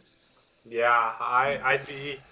Oh, this is a tough call because he either takes 3 damage or he has the ability to get an archer back, which is like 2 health, but also, body blocking and, as you mentioned, get access to a few more cards. Yeah, but like we talked about with Wukong, right? You're looking at net health differential here. I think you discard the card because if you res an archer, it's essentially 2 health bonus, but if you're taking 3 damage in order to do that, it just might not be worth it. Yeah, now we do have an extra body that we can heal with, and we do see that he does have the other one with the land. So net health, technically, Yeah, right? I believe it works out to be the same at that point. That's true. If you consider the one with the land, you're right. But not only that, but he might want to keep the revive just because, like I mentioned, those dead archer cards somewhere in the deck. He might want to make use of those. With Pin the Prey being so good against Mary, I think he would want to pull that off at some point. Now that said, if I remember correctly, he's already boosted with 1 Pin the Prey, so he does only have 1 of those left. Yes. So I don't but I know would- if he justify. Yeah. Oh, he did. All right. So yeah, he takes the damage. You should have told me you were just going to play the other one. I wouldn't have bothered shuffling in the first place. Considering that Bloody Mary only has 1 feint left, so I told you the I potential scheme utility from having the archer out outweighs the immediate hit of 3 hit points. I would agree with that, Sojourne. I think keeping the card was a pretty good call because, as Chad, as you had mentioned, it kind of evens out if you consider the scheme. And even just having the options of using Surprise Volley not as an archer revive, but as a combo card to get some kind of big swing turn, having that threat and that potential is very good for Baked Goods here. Yeah, and also just to mention what you had said earlier, John, just there's a big difference between having 1 copy of a card left and having it be eliminated from your deck. And so just the fact of him potentially still having a copy of this card might make Joshua play a little differently. Yep, that's a great point as well. Remember when I said this was a fun matchup for both sides? Oh man, I'm really eating my words right now. Yeah, Baked Goods definitely on Depends on your definition of fun. the rough end of the matchup here. Things are going quite well for Bloody Mary. But this isn't, very unexpected. We kind of expected Bloody Mary to have a good shot here. And Josh was playing that positioning just perfectly. With the zones, not allowing Yanenga to get much off the jaws, off the beast, and just being able to force Yanenga to come right up to Bloody Mary to allow her to get these big, to deal big damage.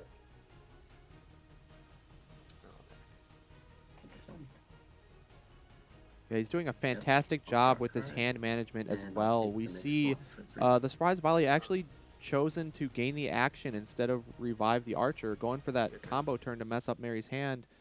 So then leads into the bonus attack, Rain of Arrows, but Joshua defends with the evade. So draws to 3 yet again and chooses to take that second hit of the bonus attack undefended, so he just takes 3 damage. But that lets him get a natural third action, which now is pushing the hand counts to even and giving a huge threatening attack here for Joshua because, oh, it looks like he's actually choosing to back off instead. Ooh, do one of the classic triple maneuvers. Interesting. You're so far away. Interesting. Yeah, and I think the fact that he didn't play I will maneuver. a broken glass against that he didn't play a broken glass in defense of that second attack, I think shows that he probably just didn't have it. So that would be something I would note. Get back here. As baked goods. But that said, Joshua did just draw 3 cards, so not much to make note of there. Now, I got to think Joshua's hand just was really bad because he had the opportunity to threaten jump scare there. He had a lot of options, but sadly he just triple maneuvers, which is not necessarily what Mary wants because now she's so far away from that 3-card hand.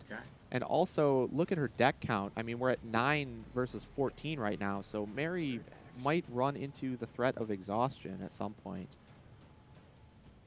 Yeah, and now this is interesting. He used his last closer than she appears, and I don't like attacking for my second action against someone with a lot of movement effects. For example, Stallion Charge. Oh, wow. No Stallion Charge. Wow. I do agree with you, though, Chad. I think that was very risky by Joshua. Because if Stallion was used here on defense instead of the shield formation, it would have just gotten Yanenga out of range, and Mary would have been forced to maneuver simply as her third action. Your turn. Okay. Oh, it looks like actually that was his third action? Oh, I thought that was his third action, yeah. Oh, my bad. Sorry, I must have missed. Okay. Yeah, I think he maneuvered first action and then played closer than she appeared. But Okay. you two also bring up that point is that you don't get that third action if there is that maneuver or is that there's that distance that's created, right? And so yeah, that's always tricky. Let's maneuver. So I'm Sorry. really just getting a little bit worried about Joshua's deck count here. Because he still has, what, the 2 broken glass left and maybe 2 evades, which that's what I have, yes. okay, so that would be 4 potential draws from card effects. With only 8 cards in deck, fatigue is going to start becoming an issue.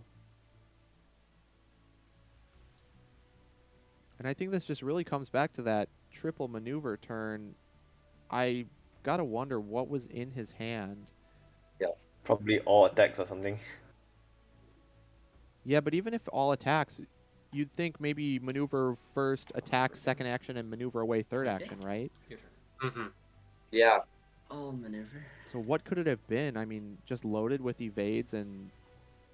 Maybe just rather than all attacks, I don't know, too much defense. Like, I even would have attacked with a Trick of the Light just to threaten jump scare. Yep. Yeah. Oh, absolutely. Right. I wonder, though, if Joshua, in his mind, if he's calculated the math, now that he knows there's no more archers to come back, has he calculated, well, if I pull off all of the broken glass and then my last speak 3 times, is that just lethal, right? Is he just trying to turbo through his deck to find the cards he needs and guarantee the lethal? Maybe. The sad thing is he is out of Closer Than She Appears, so he no longer can guarantee another speak 3 times. Right, that's true. He'd have to get the natural third action. Okay. So Out of the Mirror does hit pretty big here. Hits Jaws of the Beast on the discard to bump it to a 4 value over the 2 value point blank. So it's going to be a 2-2 trade in health right there in that interaction. I'd be very happy with that as Joshua. That's a good pull from that. I think Joshua will just keep attacking, just keep up the pressure. Eventually, Yananga will cave. Yeah. Also, Yananga's combo turns are severely limited with no surprise Sending volleys over. left and one of the Rain of Arrows used. So there's 2 Rain of Arrows left and then 2 copies of Master of the Hunt Lost scheme. maneuver again. Okay, your turn. The thing with that though is if he plays all of those schemes to get all those And passes, attack. those aren't passes per se. He could attack with a huge hand if potentially, but that means he will probably be getting close to Bloody Mary's deck if he chooses to use those extra actions. And not only that, he still has a couple Archer cards that are left somewhere in his hand for his deck, which can only be used for boost at this point. So it's very So tricky. mine will happen Good first, requirement but here. your second attack will still Yeah. go through. So you can. Yep, we're going to see I the mean, Bloody you can Requiem definitely hit the get one if you Stallion, want. so no damage on the first attack, 3 blocking the 3. The Stallion effect will Yeah, I'll go off, like that and deal you 1 damage. which lets Yananga, of course, move through Mary and deal the And 1 I'll damage. defend And then the Bloody Reprise is going to second trigger one. for the Yeah. bonus attack with a So 3 I'll value take 1 and you'll Yep. take 2. over the point blank, so a Good 2-to-1 trade. Okay. 1 damage for Baked Goods, 2 damage for Joshua. Is Alright. pretty good opportunity to use that point blank for Baked Goods there.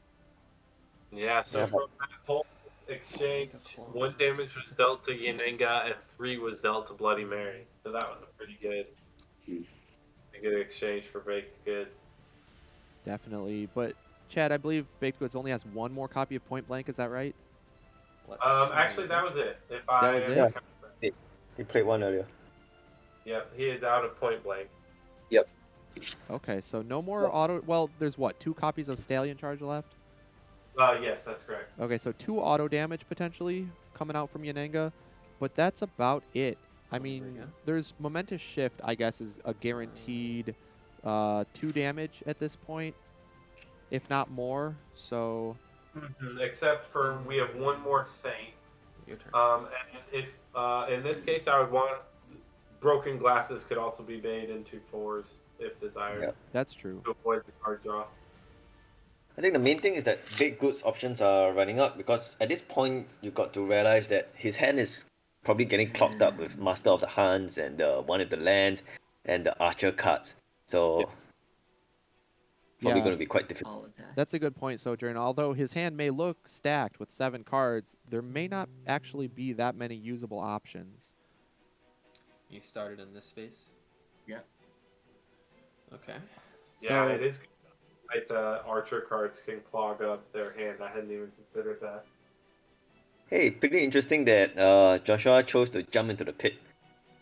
It is, because it's not helping him trigger Jump Scare because he started in that Tri-Zone space on the top of the tower there. So, Jump Scare is not a threat, but I don't know, I think he's got to... Maybe he just is planning ahead for next turn. He wants to trigger a Jump Scare more easily on his following turn, so being in purely a brown space versus the dual color brown and gray is a little bit easier to trigger the Jump Scare with. Yeah, it depends. That would be my assumption as to be what he tried to do, but then Yanega can quickly run to this, sniper perch, and it's not, be okay. good. Are you gonna boost? Oh, that's interesting. I'll Okay, boost it. we see a Deal 1 ghostly damage. touch. Okay. So Ghostly So I'll Touch take used 1. without a heal, and he is going to boost it. So this Oh. effect After is stack often the arrows forgotten when I because it's move. not used very often, but it can come into play Oh, for not just getting some extra damage, which in this And case more Joshua people, boosts you with know, a that value shoot of 3, smoking arrows. so it's going to bump it to a 4, so 1 damage over the Stallion, Okay. and then Stallion will deal 1 damage from the effect, so 1-to-1 trade there.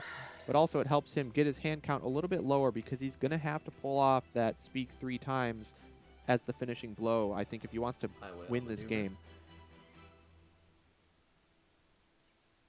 But it's looking like if Joshua can simply pull off 1 broken glass and then the Speak 3 times, that would be lethal as long as the Speak 3 isn't used while on a multi-zone space. Because then Baked Goods' highest defense value is a 4. Joshua does have a pretty clear win condition, although it's not easy to pull off because he does have to get that natural third action. Does he still have his bloody requirement? I know he's played 2, but I'm not sure whether he has the third one. Okay. So I get Yeah, I 2 know more he's played 2, actions. so he's got one more, but yeah, we'll see where it is in his deck. So here we finally Okay. see Master of the Hunt played by Baked Goods. It's essentially resetting his turn. He maneuvered first, right? And now... I'll attack you. Or was this first action that played the scheme? I believe he maneuvered first, but I could be wrong. And So he is going to This start one's off with a second bonus jump scare. attack, going for a big turn. Okay. Jump scare Oh, used on no. defense. No broken glass. That is unfortunate. That also would signal Baked Goods to go in big on this turn, I think, if he has the opportunity. Maybe throw out another one of those bonus attacks. I have another action. That is rough. Looks like that he has was all- one more action. Another potential part of the win condition would be just I jump will scares. play- He still has one more available to him, though. Is that right? That is correct. Okay. But if he was worried about getting down to that natural 3, jump scares would have another 1 just health. helped him as well. Yeah, if he would have been able to pull off Okay. both jump scares Maneuver. and the broken glass, that could have been an alternate win condition. So we are going to see that second one with the land come out here just for a simple 1 heal, but every point of damage counts at this point in the Start game. heal. And attack. So And he's I going think to he- boost. Ooh. Whoa. Jump scare is not going to trigger. Nope. I believe. Isn't it a split brown and gray zone, or is it just gray? This is It's the split. it's the split. Yep. So it's jump Yep. jump scare will not trigger here. You started Okay. with brown, correct? Excellent. Yes. Sorry, just a reminder, I am colorblind, so I may have too many questions about zone colors. Oh, that's okay. Another great thing about Restoration, you know, they try to cater to everybody and make it as inclusive of a game as possible. So you can see the little textures on the spaces in addition to the colors. So that Yeah. definitely helps out differentiating the zones. Absolutely, and I know one of their designers is also colorblind, so they are able to take that into account too. Hey, yeah, perfect testing. But we do So see what do you Joshua think? boosting here with the ghostly touch. I'm wondering if it is the black double attack. I think that would be a good choice here, or the broken glass maybe. Yeah. Yeah, I could see that too. But you got to think he would have had to draw into it with that maneuver, right? Because if he had the broken Yep. glass, he likely would have played it instead Would of the have jump played it. scare on defense. Oh, that's I a think great. it's Yeah. bloody weekend. That said, Yanenga has 2 jaws left, 1 stallion, if I'm correct, 1 skirmish, and all of her momentous shifts left. So she's still got some defense, but there's some good ones too. I know one shift was discarded, I believe, with an out of the mirror. Was it? Oh, that's correct. Yes. Yeah. Thank All All kind right. of interesting Yeah, how good Joshua, shifts left. it's kind of interesting how Joshua passed that he most likely wouldn't be able to get off both ghostly touches. So that's why he just used them as a boost. It's kind of risky though. I think I would have tried to at least get one off, but maybe not much opportunities left. Well, you have to think there's not going to be a whole lot of, like you said, opportunities for a third action Okay. attack. Might be a good And choice. if I were Bloody Mary, I think I would prefer to use it for the damage that speak 3 times rather than just try to Whoa. All right. That was massive. We just saw a broken glass Yeah. go undefended. Dude. Oh my goodness. So Joshua, wow. of course, bumping the broken glass up to a 4 value because there was no defense. That was huge. Maybe, like we said, Baked Goods' hand is just clogged up with, you know, archer cards and schemes and... Yep. Play Master of the Hunt. Yep. Ooh, I like this though. He might Oh. have to go for a lethal push right here. Yeah, just go for it. Ooh, It's- but he's maneuvering there. even. Oh Oh, No no. defenses. Wow. And then Oh, and if If oh, okay. So a momentous wouldn't. Broken glass won't. Okay, there we go. That's what I thought. So I'm a little surprised Joshua Oh, even maybe. defended there, right? Because at only Yeah. 2 health, he could guarantee a lethal with a Speak 3. Maybe he just doesn't have it Yep. yet. And Jump scare. There it is. That's game. If it's a jump scare, that's game. It's got to be, Or right? could be a broken Yeah. glass. magic Or Next, attacks jump are right? scare. bigger than Yeah. a foul. Yeah. All right. That was the game. Yep, there we Oh, go. wow. I Right. was scared because Wow. you could have run me out. What an abrupt Yeah. ending had to such no a tense draw in my game. hand. Let's listen Oh, into right. the players. 2 more damage from broken glass, which would work on attack no matter what. Yeah. But Mhm. I needed to survive. It's close. Very scary. The triple turn where I maneuvered, I just didn't have good attacks. Uh-huh. Yeah, I started drawing my archer cards, and I was like, oh, that's Yeah. not what I want to see. But they were gone for quite some time. Yeah. Oh, there's the other jaws. There's the other jaws. Jaws on this map isn't super great. skirmish. And there's the last double attack. Yeah, but Because there are only 2 triple spaces and a Mhm. bunch of 2s, which would make it 5, but I can play around it. Mhm. good game. Well played. Wow, what a game there. What a game. Yeah, I think it was heavily Mary favored in the beginning, and then after that triple maneuver turn and the deck counts started getting low, I wasn't so sure. And with having both of those ghostly touches discarded for boosts, well, actually one was used as an attack, but not third action, so both heals missed out on. I thought maybe the tides were turning, but Joshua, he knew what he was doing, and he pulled out the win in the end. So excellent game there. That was a really enjoyable one. I would definitely have to say, strategically, one of the big wins at the start was the map itself, because Raptor Paddock is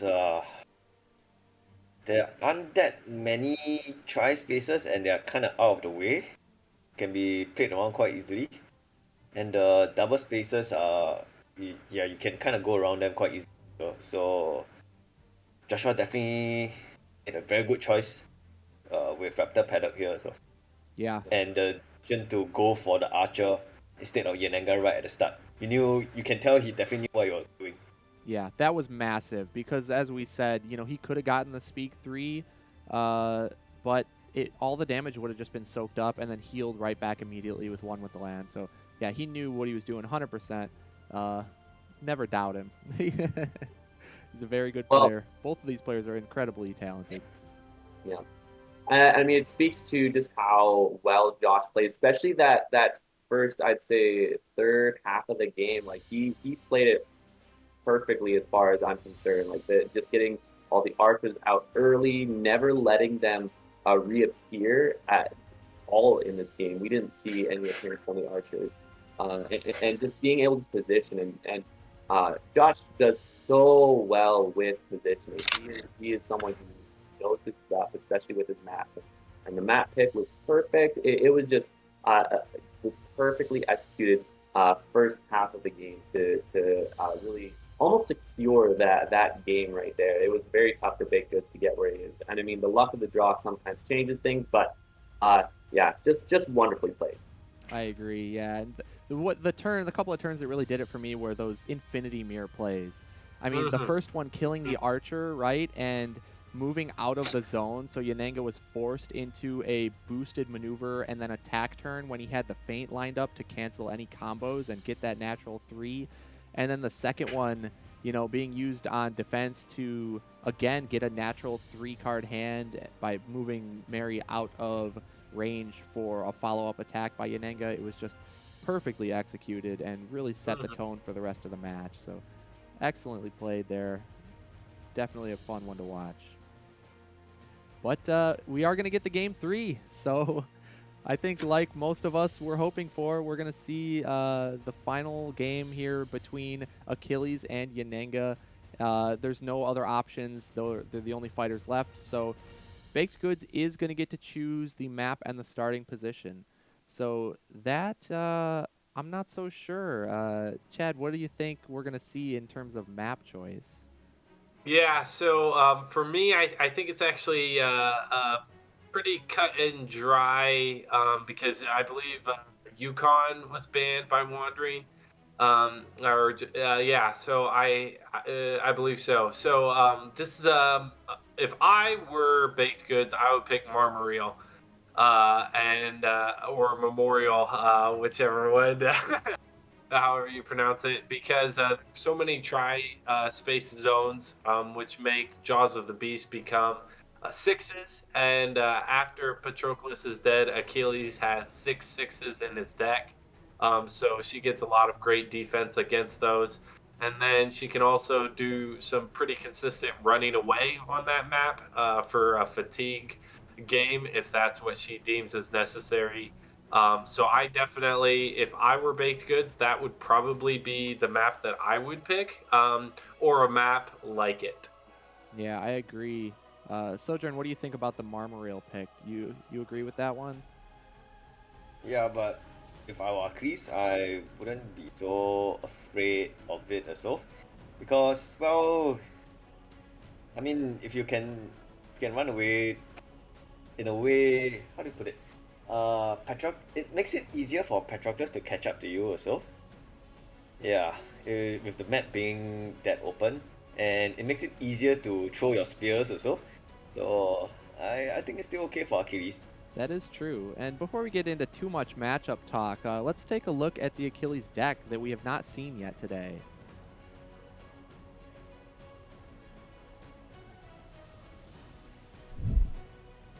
So here we see Achilles, and Achilles, his ability is that his sidekick Patroclus is a 6 health sidekick that once he is defeated, Achilles has to immediately discard 2 cards randomly out of his hand. So that's a huge detriment to lose 2 random cards. And the payoff, of course, then is that for the rest of the game, Achilles gets +2 attack value on all of his attacks, and every time he wins a combat, he draws an extra card. And it's important to note that winning the combat on offense or defense for Achilles will draw him the card, but the attack buff, the +2, is only to his attacks. So he becomes just a monster after Patroclus dies, and the detriment to that is that he's on a short fuse, because with his ability drawing him so many cards, he's drawing basically at minimum 2 cards every turn, because if you double maneuver, there's 2 cards drawn. If you maneuver and attack, you're likely winning the combat because of your attack buff, and that'll be 1 drawn from the maneuver, 1 drawn from the attack. And then if your opponent attacks you and you win the combat on defense, you'll draw, and then they could maneuver away, a term called kiting, which it really just burns Achilles out of his deck incredibly quickly. So he has limited time, a limited amount of turns to close out the game after Patroclus dies. So I think what you want to do in playing against Achilles, you want to kill Patroclus off at a very optimal timing to cause him to burn out, or also just try to hit key cards out of Achilles' hand. So, and it's very fitting with the theme of Achilles, because historically, you know, when Achilles' sidekick Patroclus died off, he just essentially went crazy, and that's what happens in Unmatched. So it's perfectly fitting for the character. And some key cards we're going to see is Under Achilles' Helm, because as the opponent, you don't necessarily want to kill off Patroclus, right? But with Under Achilles' Helm, it's a 2-value defense card for Achilles that says immediately if Patroclus is not defeated, Achilles may swap spaces with him, and if he does, Patroclus is now the defender. So it's an incredibly powerful effect, being able to bring Patroclus into any combat to be the new defender. And it is important to note that this card is also optional, so if for whatever reason Achilles does not want Patroclus to die off or take damage, he can choose just not to do the swap. And then we see Battle Frenzy. This is a card for Patroclus that after combat deals 2 damage to both fighters. So not only is that going to help kill off Patroclus proactively rather than defensively, it also is going to deal 2 auto damage to the opponent. So it's incredibly powerful, especially against a deck like Yanenga, which has no cancels. And then we see Brothers in Arms, which is a very cool utility card that's a 4-value any, and after combat, if Patroclus is not defeated, you gain an action. So if Pat is still alive, you're going to gain actions, and it helps set up combo turns.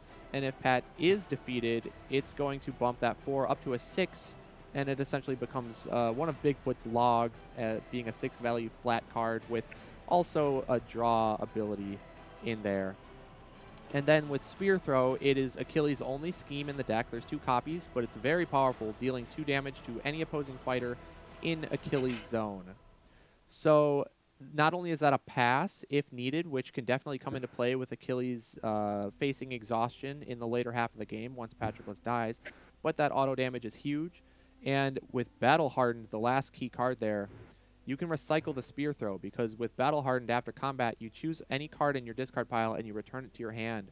And it's an incredibly powerful effect. Only a 2 value, but the effect definitely makes up for that, because what you can also do is not only can you pick your favorite card in the discard pile to fit the situation and recur that back to your hand, but if you've already played one of the Battle Hardens, you can use the second copy of Battle Hardened to cycle the first copy, and you can infinitely loop them unless one of them is discarded randomly because of your ability, or if it's canceled. But with Yanenga having no cancels, it's definitely going to help out Battle Hardened loops, and those will be crucial in killing off Yanenga's archers very easily without losing any sort of hand advantage.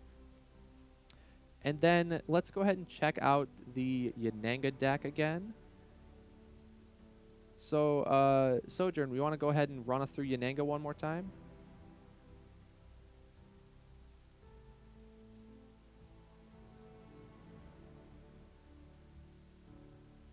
We may have some technical difficulties here. How about Chad? Are you there? You want to run us through Yanenga? Absolutely. Yeah, so just a reminder, she can delegate damage to archers in her zone with her special ability. So the first one is just a very simple double attack, which is a 3. And if the after combat effect goes through, which it could or it couldn't, Achilles actually has 3 feints, so the odds of him canceling at least one of those are pretty high. And that second attack is another 3. Then we've got Surprise Volley, which is another 3 any, which can be used by either, Yanenga or her archers, which immediately lets her return an archer to her a space in the opponent's zone, and that archer becomes the new attacker. Or she can immediately gain an action, which, as we mentioned, can be good for those combo tools. Master of the Hunt is a great card that can be used for gaining 2 actions, so either pressing the aggression or getting some extra ability to move away with some maneuvers. One with land, as we mentioned, if she has already delegated some damage to her archers, it can be a heal of up to 3. Most likely 2, and it can be used for 1, as we saw in last game. It also lets her move her fighters and draw cards, so it basically is a maneuver as well, which is nice. And finally, we saw all 3 copies of Stallion Charge used the last game. The last one, unfortunately, did not save Baked Goods, but it allows Yanenga to move up to 5 spaces. She may move through opposing fighters, and then she deals 1 damage to each opposing fighter that she moved through. So we might see this used against Achilles himself, but maybe avoid going through Pat, depending on if Yanenga wants Pat to die or not. Well said. And now that we've taken a look at both of the decks here, we've now seen all of the fighters that will be available throughout this tournament. But before we get the map information, let's go ahead and check out the How to Play video once more for anybody tuning in who just wants to find out a little bit more about this game. Unmatched is a card-based tactical fighting game featuring various characters from history, literature, and fantasy. The goal? Reduce the opposing hero's health to 0. Players take turns performing any combination of 2 actions, from maneuvering, scheming, or attacking. A maneuver causes the player to draw a card from their deck and lets them move any of their fighters around the board. They may increase the distance of their move by discarding a card known as a boost. When a scheme card is played, simply follow the text on the card to complete the action. For an attack, the turn player will choose a card from their hand to place face down for combat. The opponent will have the option to place one of their cards down as defense. The value on the cards will determine the damage dealt in combat. Melee fighters can only attack adjacent spaces, while ranged fighters can also attack any space within their color-coordinated zone. Some characters have sidekicks to help them out, and others fight solo. Each hero has their own unique abilities and deck of cards to bring the character to life. Because in battle, there are no equals.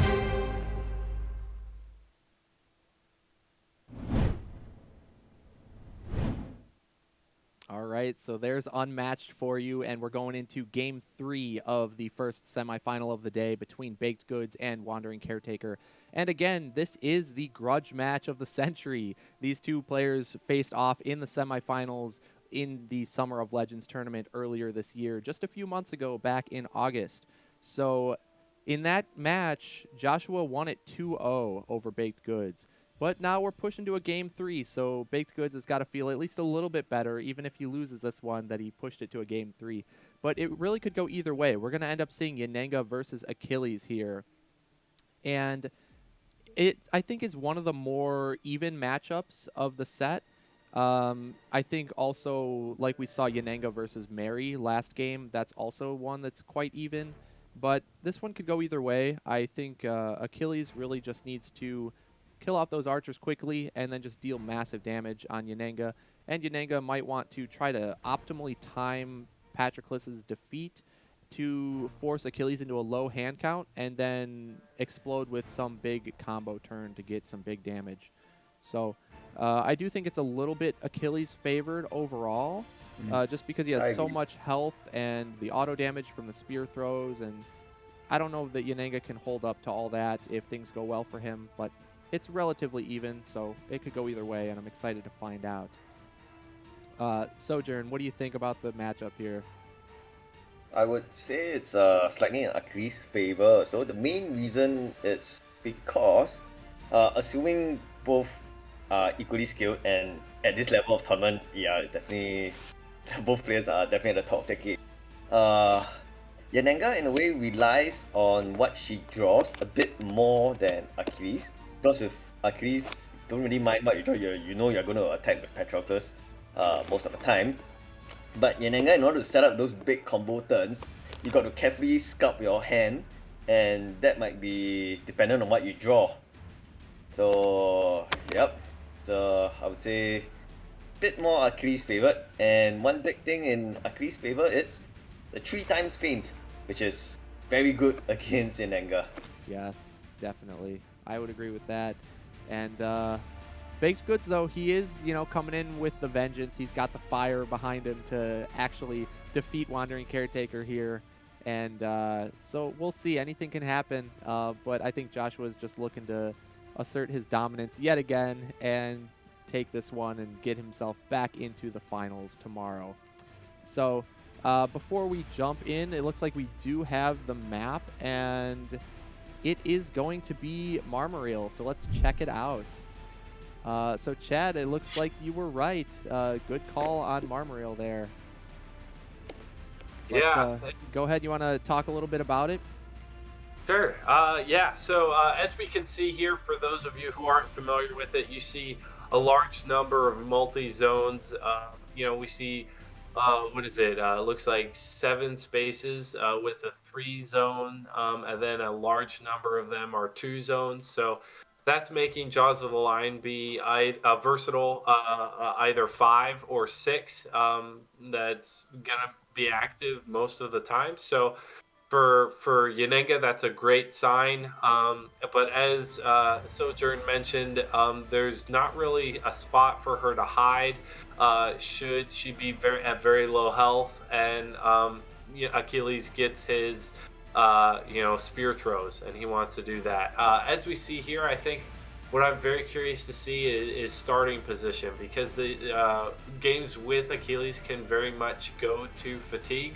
So I've seen it during my pools play and also during my matches. I've seen it played both ways, where people try to have Achilles attack first just to get some early damage and early positioning benefits with Achilles, or sometimes they choose to go second in order to hopefully live a little longer. So very, very fascinated to see what starting position looks like. Yeah, that's a great point. My instinct is that Yanenga would want to go first and really just try to push some aggression early on and maybe just run Achilles out of some cards and go for a big combo turn, but it could be more defensive mindset going into this where you just want to burn Achilles out and run him out of cards in the long games, in which case going second might actually be more beneficial. So that is a really interesting note.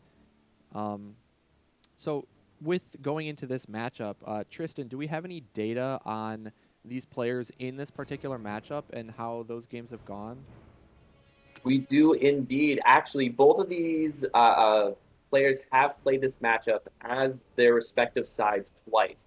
Joshua as Achilles and Bakers as Yanenga, and both of them have won all of their games. So this is Wow. going to be very, very interesting just to see who is going to pull out on top. Obviously, these two players have experience under their belts with all of this.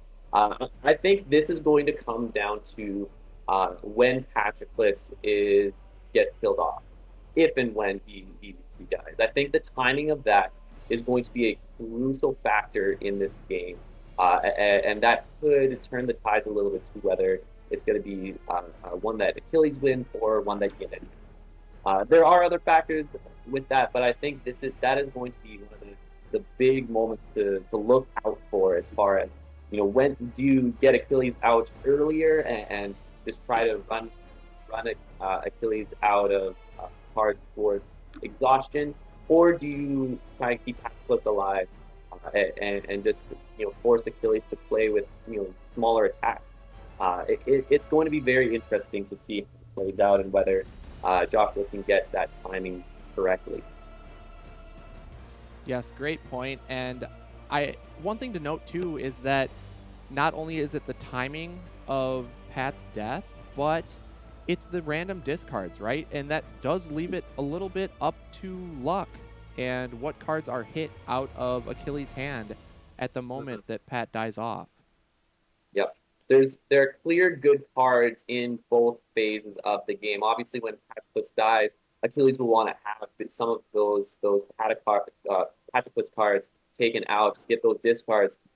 They're not useful in the late game, but then in the early game, certain cards are beneficial to have those extra attacks. I'm thinking things like that double attack, any cards that could have very high values, get some big hits in there. So it's going to be very interesting to see how that shakes out. That just those two discards can make all the difference in the game. Definitely. So we're going to have to see what happens, but it definitely is a clash of the Titans here. Like you mentioned, both players have played this particular matchup from their respective sides of the matchup and won both of them. So let's see who's going to come out on top. But it looks like the players are set into the game, so we'll jump into Vorpal and see how it goes.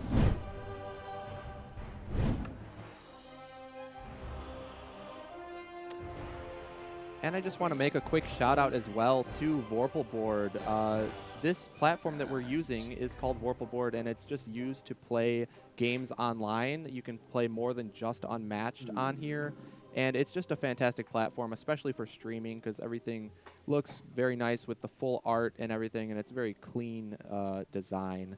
So, Vorpal, they're very supportive of Unmatched and Restoration and the tournaments that we run. So big shout outs to them, and they help us out a lot with, trying to cater to our competitive scene. So they're great guys, and we really appreciate everything that they do. Ooh. So for the first time in this match, we are going to see a mulligan. A mulligan done by Joshua going first. So maybe he's specifically looking for certain cards like the Patroclus cards. Yes. Okay. Yeah, that's my thoughts as well. Try to get a couple cards in his hand, especially because they will be very valuable in that early game, just to try and get that health down, or even just to have the choice for some. I know one of the cards allows him to. It's like a momentous, except with Patroclus dealing damage to himself, and so it's just to have that is very key. definitely good to have the options. Sometimes, as Achilles, you want Pat to die off, but if your opponent isn't attacking big into the helm and you just have your Pat cards buried at the bottom of the deck, you often can't get him to die off, even though you may want him to. And we do see baked goods opting to go second, but I am a little hesitant with the second archer placement because if Achilles has a spear throw, he can move down into that brown zone and instantly spear throw that archer to kill him. So my only guess is that Yanenga might have, great attack cards to go on the offensive with afterwards. Wow, we look don't at this. see We see a boost. a boost with a pack card. You can always get it back. Interesting. I love it. And Going for that archer I'll attack right off the archer. bat. No hand Yeah, advantage, always- though. It's 5 cards into 5, so... If this is something like a Battle Frenzy, as we saw in the key cards highlight there, it would guarantee a kill on this archer, even if Baked Goods defends, regardless of what he defends with. Mhm. So with that threat, it's very risky to even try to defend the archers against Patroclus. I think it's okay. I mean, if you got one of the archer cards to defend, then you might as well just throw it out. Yeah, an archer specific, like maybe the Divide and Conquer. Yep. Yeah, even though it would only be a 2 value, I think it's a reasonable card to use. Ooh, Okay. momentous. Wow. Ooh, nice. Good defense there. Yeah. Risky, very risky. But it is not the Battle Frenzy, but a Brothers in Arms, which will give Joshua yet another action here, so... I think Joshua was hoping to kill that archer with the brothers in arms and then run away afterwards. And Yep. test for weakness here. What a waste. Yeah, that is kind of a waste of test. It just shows how much Joshua wanted that archer dead, which I don't know why there'd be any like urgency like that to have to guarantee a kill this specific turn, but we'll see. Yep. Although Now- Joshua being so low on cards in hand, if Baked Goods decides to pull the trigger and kill off Pat, he could do so pretty easily, and that's gonna leave Achilles vulnerable. But I think that'll be way too risky. Yeah, I agree. But, Baked Goods, he's a pretty risky player. He's done crazy things before that we've seen on stream, so who knows? It's kind of unpredictable with him. Sometimes those big risks pay off big. Big risk, big reward, so... Maneuver again. Looks like we're just seeing a double maneuver. Yep.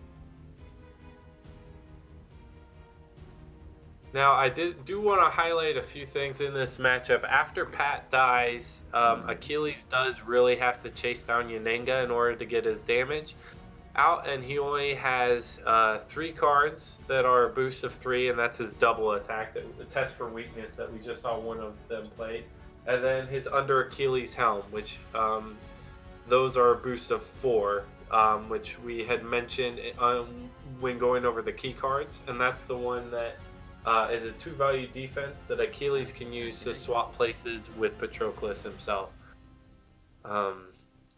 So once those are gone, he can have a hard time of chasing down Yanenga in order to do damage or even attack her. That's true. Those 4 boost values from the helm come in crucial once Patroclus has died off, because at that point they're basically blank 2s. Ooh. This is a big combat here. We see Battle Frenzy over point blank, so it's 1 damage to Yanenga, and then it's going to be 2 damage to Patroclus from the point blank, and 2 more damage from the Battle Frenzy. I think Yanenga is just going to take that one. Yep. And then you'll take 2, then I'll take 2 from that, distribute it to that archer. So we do see the damage split between Yanenga and the archer, which I think is ideal, because now you're safe to put the archer up front as a body block and not have to defend, and so you almost save yourself a card and you save yourself any excess damage that would be hitting over your would-be defense if it was Yanenga. I think even if Patroclus dies now, it's not so bad because you agree. Joshua has already played 2 of Yep. the Patroclus only cards. Yeah, that's a great point I as well. As we saw in the last game with Yananga just having a bunch of dead archer cards because they died off and weren't brought back. If Patroclus dies off too early before those cards are used, it's a lot of missed potential, especially with Yananga not having any cancels. But with already half of them used, Joshua is probably feeling pretty good. Will maneuver again. I'm very curious about this double maneuver play. Like, I wonder if Big Good just doesn't have the attack, but I know it would. Okay. I would have almost loved to have seen him just take out Patroclus, get those discards, and then attack yet again at Achilles. It is a risky play, but that's something that is you leave Achilles. If you get Patroclus out, you leave Achilles with only one card in hand to potentially defend with, if it's a defense, and then you can hit him with the major attack, kind of put him on the back foot. But yeah, we do see instead the double maneuvers, and Joshua will use that to trap Yanenga instead. Yeah, and adding on to that, Tristan, I mean, he was in a good position to kill off Patroclus and then hit Achilles as well because he could have attacked both of them without having to move. And also, Achilles was positioned pretty far away from Yananga, and especially with the archer blocking, I don't think Achilles would have been able to reach Yananga herself, at least not easily. So I think that would have been a good opportunity, but maybe his hand just didn't lend itself to that. Yep, that's what I mean when I say that. Yeah, Yanenga's pretty good when she can set up those combo turns, but kind of dependent on what she draws. Definitely. Yeah, and now Achilles has gotten that turn to buff up his hand a little more so that if Pat does die, hopefully he's not losing, his good cards. Again, it is up to luck, but as someone who has played a lot of Achilles, you always want to have some dummy cards that you're okay losing and hope those get grabbed instead of just all important cards in your hand. That's another great point. You can, even though it is luck on what is discarded, you can essentially minimize the damage by trying to form your hand in a certain way. Exactly. I'll take it. So here, we're going to see a maneuver So now and then an we can attack get on the, Pat. discard So one roll I don't know. d6 and That's a risky play because he's not going to get the immediate opportunity to unload on Achilles after the discards. It's going to give Joshua a chance to regroup his hand. So I don't know about that play. That was a little risky, but the Stallion Charge is going to let Yananga move away at least. So it's going to make it a little bit more difficult for Achilles to reach her. We see an Achilles heel Okay. and a feint. Feint Okay. is a good one. The feint is definitely a good pull. And then I will get my charge. Honestly, the heal isn't bad either because it is a powerful defense, and Yananga often doesn't hit over 4s. She can with a shift, but it's not very often. Yeah, I think. Yeah, I'm trying to figure out because if exactly Joshua's plan here, because I think the Stallion Charge was kind of made sense for him to play at that point to kind of get out of there. So if he had defended Pat, he would have probably kept kept her pin and been able to do some aggression. So I'm curious to know Joshua's thought process too, and curious to know what's in his hand. Take it away, Mad Achilles. I'll maneuver. Yeah, because he did have the potential opportunity to play the feint, which would have totally negated the Stallion Charge. And But attacking I think again. overall, that's fine. You got 21 cards left in the deck. That's a pretty good timer for Patroclus to die. Mm-hmm. Yeah. And he didn't lose a battle hardened or a spear throw, which are the ones that you really are, or brothers in arms or skirmish, the cards that you're really excited to hit if you're playing against Achilles. So he's in a pretty good spot, I'd say. Yeah, we have almost every threatening card left from Achilles. There's only one Brothers in Arms and one Test for Weakness down. Oh, Oh, nice. we got an Excalibur. Yananga will just take it. Okay. The And Bigfoot that- log. And that means that the skirmish will not go through. Not that, because it was the second attack, so, or second action, so not that it was crucial, but Attack. ooh, we see the battle hardened. You I'll flip it take- back over. Oh, That dear. was a... I'll take the Yeah, feint. that's battle hardened. Okay, Battle Hardened is going to Okay. cycle the feint. And that Um, also does win the combat for Joshua. Yeah. Honestly, a pretty favorable interaction, I think, for Baked Goods there. Got the 2 damage from the point blank. Made Achilles draw an extra card. Now we're probably going to see a maneuver, so Let's essentially that kiting that I mentioned earlier. So if you can just keep doing this and forcing Achilles to draw a ton of cards and survive his onslaught, Yananga might still be able to exhaust Achilles. I think it's Yeah. really going to come down to how many archers can be revived, right? Because you're going to need those as body blockers at this point. Yeah. let's just maneuver. Yeah, I think the archers are going to be more influential as those body blockers instead of their health. Especially because Achilles hits so hard at this point, it's any extra damage dealt to Unenga. I mean, they can eat up a little bit, but it'll be better for Achilles to waste that damage on an archer Yep. than Definitely. Maneuver. Unenga to soften the blow. And attack the archer. I'm surprised to see Joshua going for the archer here instead of choosing to boost around and try to hit Yananga. Especially with that wily fighting he had, he could have hit Yananga and killed off both of the fight, killed off the archer and hit Yananga for some damage. Just Yeah, naturally. Didn't Yeah. have a boost 3 or 4. Yeah, he may not have had it, right? He was in this purple, so he'd have to go 1, 2, 3, 4, 5. He would have had to discard a test You for draw weakness after. or a Achilles helm. Yes. He probably just didn't have. But a fantastic defense here from Baked Goods. Even though the archer dies off, the movement and discard is going to be Yes, quite that's valuable. And Wow, and a skirmish being Oh, lost. Wow, nice pull. Oh, that could have been another Excalibur. Yeah.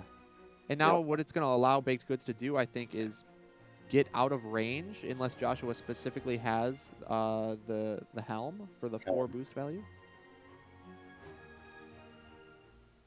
I will maneuver.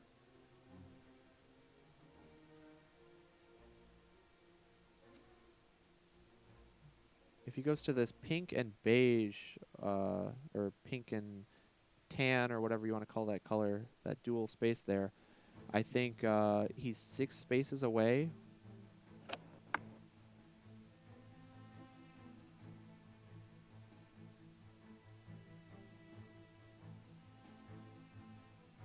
So I'm sure Baked Goods just doing some counting, double checking his distance so you can figure out where to end off. Counting spaces. Yep. Sorry.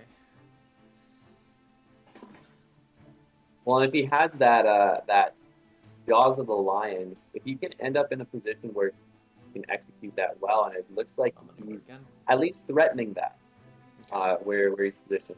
Yep. That could be a huge. That's a great point, because here it either forces a small boost into this tri-zone space, which last turn we saw Joshua probably didn't have a big boost, or if he does have a big boost, now he can go around to the back, but it's still a dual zone. And I was I gonna would say, spear throw if he had a spear throw, but I don't think he had one. okay, yeah. I think this is I'll a great get to- turn for Baked Goods to defend with a Jaws to make sure Joshua doesn't draw from the ability, and then maybe retaliate with some counter attacks with the hand disparity here. I think that's huge. Or if he can even defend with something that, let's say, something that allows Joshua to potentially discard. He might take a big hit, but that's Ooh. oh Oh, That That's hurts a lot. yeah. and I think that's draw. critical. I No, have I to can think remove this. he doesn't have the jaws. I think he was almost trying to I'll go. trick Josh into thinking he has it, and Josh just called out his bluff. Your turn. Okay. Yeah, trying to maybe convince Joshua to play a weaker card in the fear of Jaws on defense and not waste one of those big attacks. Yeah. But- Or the other option that I was thinking is having Josh double maneuver instead, and you know, while it forces Baked Goods to come to him, you know, that means Achilles is just running out of Maneuver. more cards in his deck. Right. Yeah, that's a huge turn. I think if he was planning on using point blank, depending on how his hand looks, maybe he should have ended further away and forced Joshua to either have had the heal to boost with or done a simple double maneuver turn.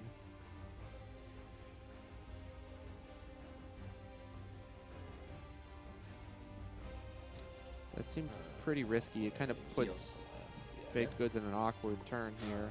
I'll stay where I am. One with the land is a pretty good card to use, though, because at this point, Achilles is just going to kill off the archers. You're not likely to get any more than one heal with this card at this point, and to keep your hand count at 7 and get simply one heal is better than nothing. It's pretty good. And attack.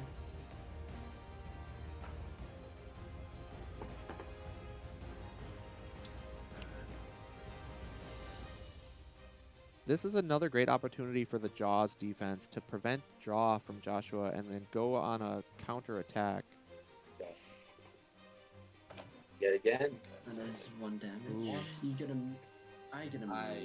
Joshua is using up a lot of his versatiles and cards that can be used as defense. And I'll- I know that he's at a lack for them now, but I am curious. He does have 12 cards in his deck left, so and he only has 1/4 defense left. All the other ones are 2s except for one more Blessed by Hermes, which is a 3 as well. Yeah, but you got to remember the defenses he still has 3 gains, so that reduces a lot of Yananga's damage output also. That is true. So we see Baked Goods So- boosting just for a little bit better positioning, which I do like because it's going to force Joshua to have a boost value of 3, it looks like, to be able to reach Yananga, which would be a test for weakness, or, of course, that helm. He still has most of. Yay! Yeah, Perfect that's, feint. that's Great feint by Joshua. Yep. Baked Goods does have one more action since he used the Master of the Hunt scheme here. I think it could be the one that brings back the archers. Another feint. Another oh feint. my gosh. Oh, Oh, okay. It happens. That's Nice. huge. Oh. Yeah. That was huge. He still has one more feint and one more battle hardened, which can potentially cycle another feint. Which I think would be better used to bring back spiritual, but which that depends on how he draws. Yeah. Yeah, I agree. I think here we almost saw Joshua contemplating a double maneuver turn backing off, which might signal he doesn't have defense, or at least not any good defense. Yeah. My call there would be that he maybe has a heal, or a helm, I mean, to boost with and go for an attack, but that might be his only defense, and he didn't want to risk going for an attack and not drawing a defense card off of his ability.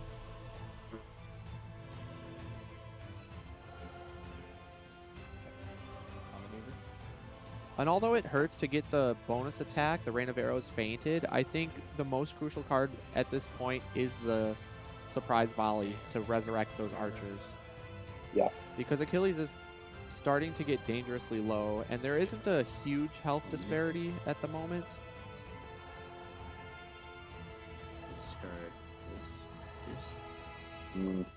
Now, Jaws might be even better at this point, too, because it would be a 5 value, and if Achilles is throwing out one of the 6s, he would still draw, which I think is what Baked Goods wants, but only 1 damage.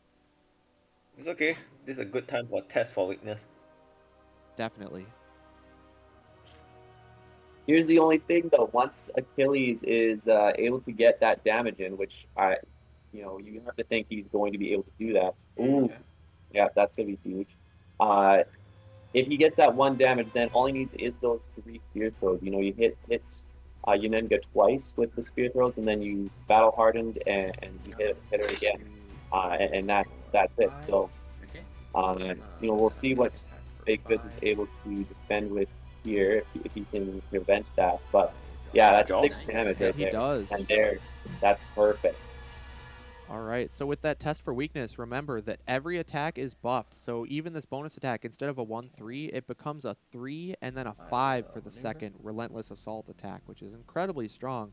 But Baked Goods able to fully block both attacks using the Stallion charge to block the 3 and then the Jaws of the Beast to block the 5, since Jaws gains +1 value for every zone the opposing fighter is in. And with Achilles being in that double zone, it's incredibly good.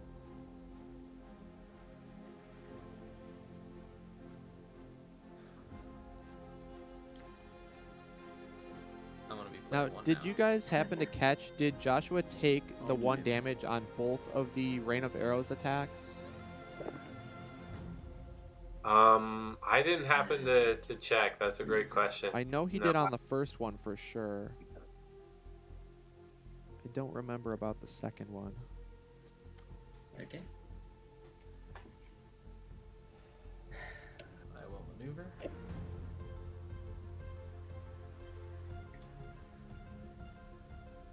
I'm pretty sure with I think Joshua is just hoping for one of his spear throws at this point.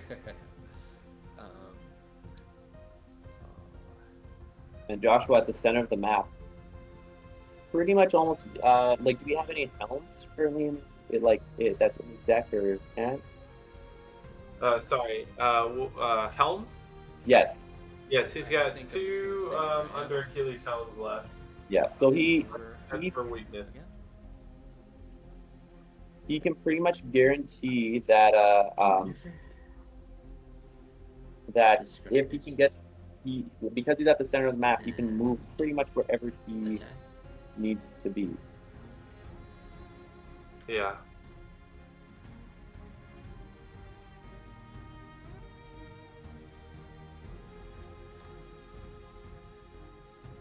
And we see that here.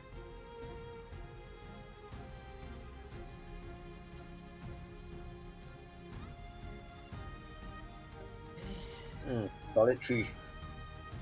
You. That's huge. Now just 2 spear throws, and that will end the game here. For Yeah, he just has to keep up the pressure before the surprise attack brings back Okay. the archers and makes it annoying. Mm-hmm. All right. He only has 1 more potential 6, though. They moved my fighter around. That was massive there. Getting down to that 4 health threshold is very threatening for Baked Goods, and it gives Joshua a clear win condition that Baked Goods might not be able to avoid. Okay. Though he does get an Archer revive here. So that's a good start, because remember, we kept saying how we want to use them as body blockers, but they can be used as additional health if needed. And in this case, it very well may be needed. And then you can move.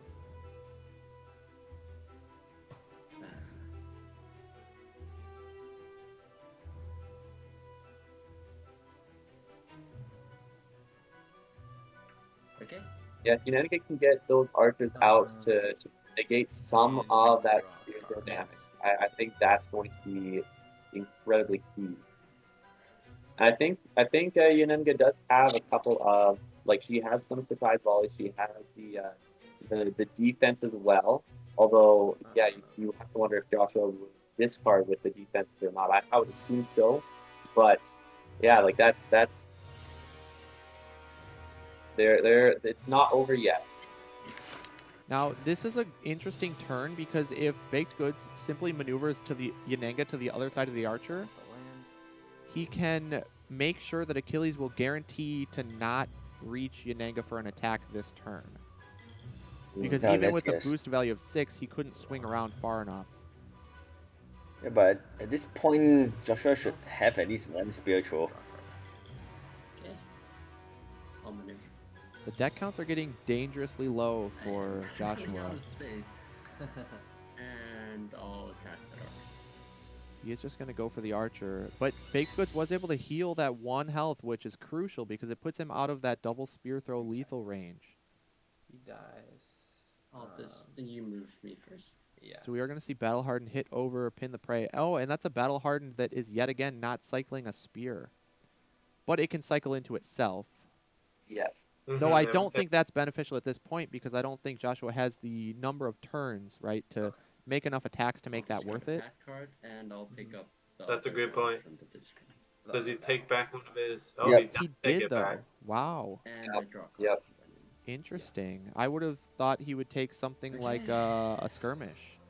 Yeah, I was Yeah. thinking Fistics Yeah. is back. Yeah. I will maneuver.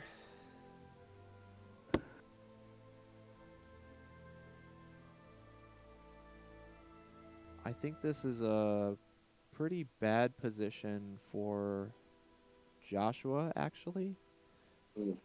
He only, next turn, essentially, he's going into fatigue, right? Mm. Unless he spears through. Right, Oh. the spear throw is going to be crucial being a pass. But in order to spear throw, you have to end your turn in Yanenga's zone, and that's going to let her potentially pull off more surprise volleys, which is Yeah. going to help get her archers back and increase her health pool. Yeah, actually with the Battle Hardened, I would have actually brought back a Feint. Yeah, I think the feint would have been crucial. We are going to see the spear throw. So I'll take 2 damage. Yes. Also, keep in mind, the surprise volley is only a value of 3 attack.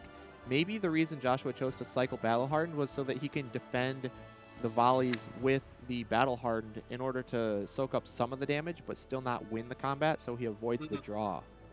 Yeah, take 1 damage versus. Yeah, that's true. That's the optimal thing. Lose the combat and take 1 damage. Yep.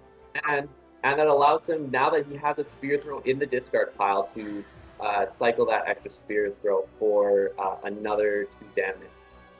That's true. Maybe he's simply going for spear throw damage only in order to close out the game because he knows that his attacks aren't going to... They're going to end up killing him in the end. So if he can just pull off 3 spears, even though Baked Goods had healed out of range of the 2 spear lethal, the 3 spears will still do the trick. I think Joshua should have the last Feint in hand now, and he would play the Feint against whatever attack comes this way. Would be the surprise attack. Ooh, there's the Battle Hardened. Okay, so it's just 1 damage. One. Ooh, And without I'll even take it moving. back. So Baked Goods was obviously trying to bait the feint there, and Joshua didn't take the bait. That was really good by Joshua. Yeah. Big trying to do some mind games, but clever play, but Joshua saw right through it. It is just extra unfortunate that he hadn't moved first, right, and gotten the buff on the shift. Mm. And spear throw. Nice. Yeah, huge. Now Joshua's in danger of fatigue here, but Baked Goods can, if he gets attacked by one of Joshua's 6s, which I believe he's got one left, is that right? Yep. Does he have Brothers one in more arms. skirmish? I believe he has 1 more skirmish. Yes. Okay. Oh, almost good. He has So- 2 helms, a skirmish, a battle hardened, and a feint. 2 helm, skirmish, battle hardened, feint. Yeah, and the skirmish would be lethal and kill Baked Goods over any of his defenses except for Jaws. And that would be before Achilles has to draw from his ability. I will Mhm. attack you. I'd be. I think that was incredibly smart by Joshua to pick up the battle hardened again instead of the feint like we were talking about. Mm. Because, Oh. like I said, it just lets him keep defending for 2 and soaking up this damage that he otherwise would be taking much more. Take the spear throw back. Ooh. And that lets him get the spear throw back. Yeah, But with that it's still archer not- back, it's not lethal yet. Yeah. No.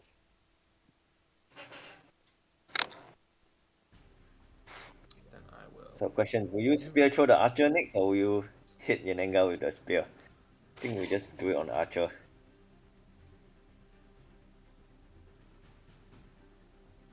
Yeah, just to get it out of the way as a body block, get that thing gone, and you might as well not give Yanenga options if you can avoid it. There's still one more Jaws, right? Is that right, Yeah. Chad? There's one more Jaws. At least one. My track of Yanenga has been a little less perfect, but there's at least one Jaws left in my opinion. So Jaws is going to be crucial to save Yanenga from an attack from the skirmish.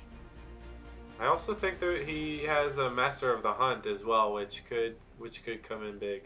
Yeah. It's still Absolutely. anybody's game here. This is very tense.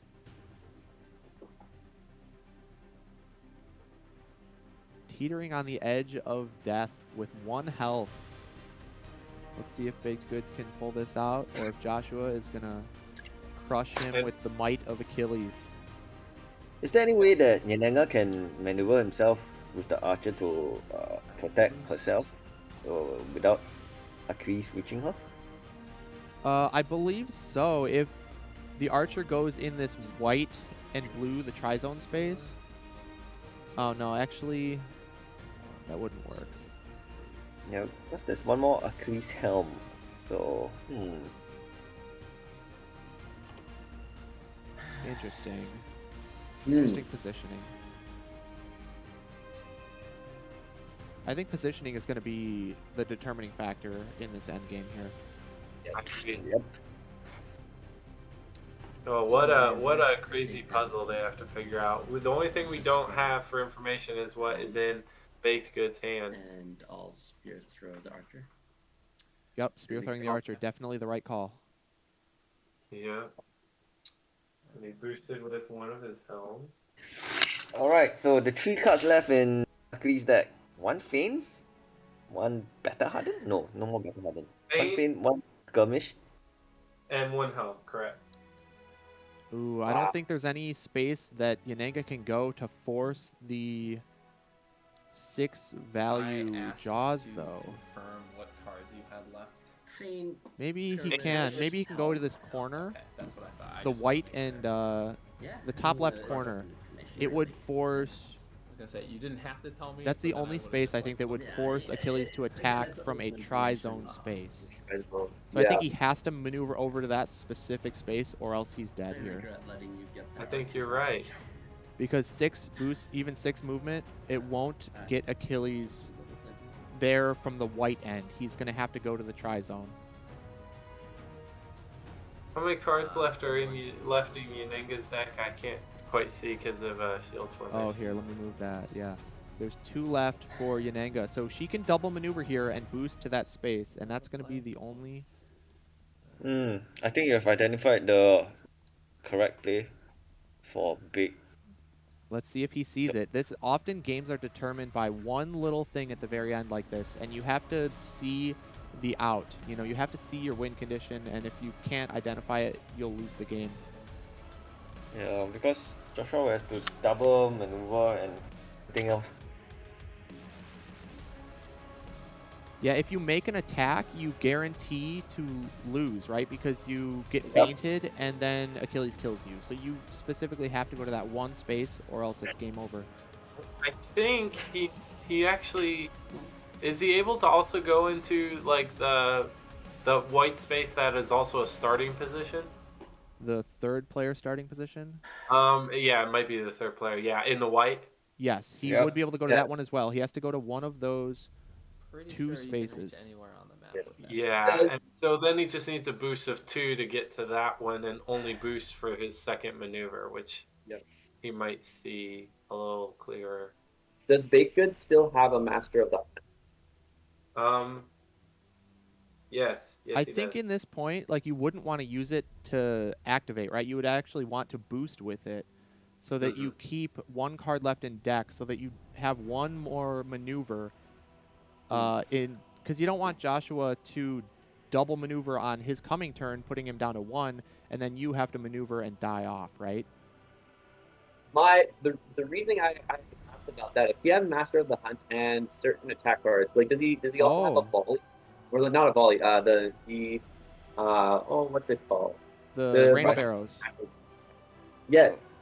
Is one of his double attacks? Prize ball. or surprise volley. He has one of each left, according to my count. So he could win this game on offense potentially. He could, if he moves right into the one of those tri-space areas on the bottom, and then is able to either kind of force Josh to potentially use a feint, and get an archer even just to block off one of those options to force him into either attacking the archer or what would be more optimal, just getting into that tri-space area to defend. Then you could also play up, but there is a little bit of risk to that, and it looks like we do see. I think he identified the optimal play already. Yeah, it is interesting maneuver. though, Tristan. You might be right. He might have had a way to win offensively, but seems risky because you don't know what your opponent's going to do. And in this case, if he boosts over to that space, he knows Joshua has to maneuver down to 3 health. And then if Baked Goods makes a single attack, he can attack and then maneuver away and he'll have the game. But it seems like he doesn't. He just said he made a mistake. Let's see if he can identify the correct play. Yeah, he did draw his second card for a maneuver. Now there is a chance that last Jaws is his last card, though. Yeah. Maybe he took a 50-50 on the defensive play. He didn't draw the Jaws. He thinks he made a mistake when he could have gone for the offensive play to win the game. Or even play Master of the Hunt so that you're double maneuvering. Well, no, as we mentioned. Yeah, you couldn't do that. That he would throw the game. Yeah, never mind. But maybe it is his last card. The humanity. This is crucial.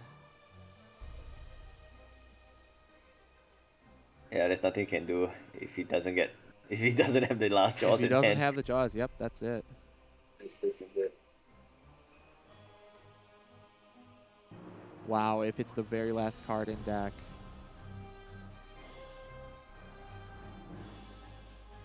I think the offensive play, though, would that have finished it off guaranteed if you had Master of the Hunt and you start with a surprise volley? Even if it's feinted, that's 1 damage, puts Achilles at 4, and then you hit with the bonus attack, and regardless of what you use, right, Battle Hardened, no, under a helm or a skirmish.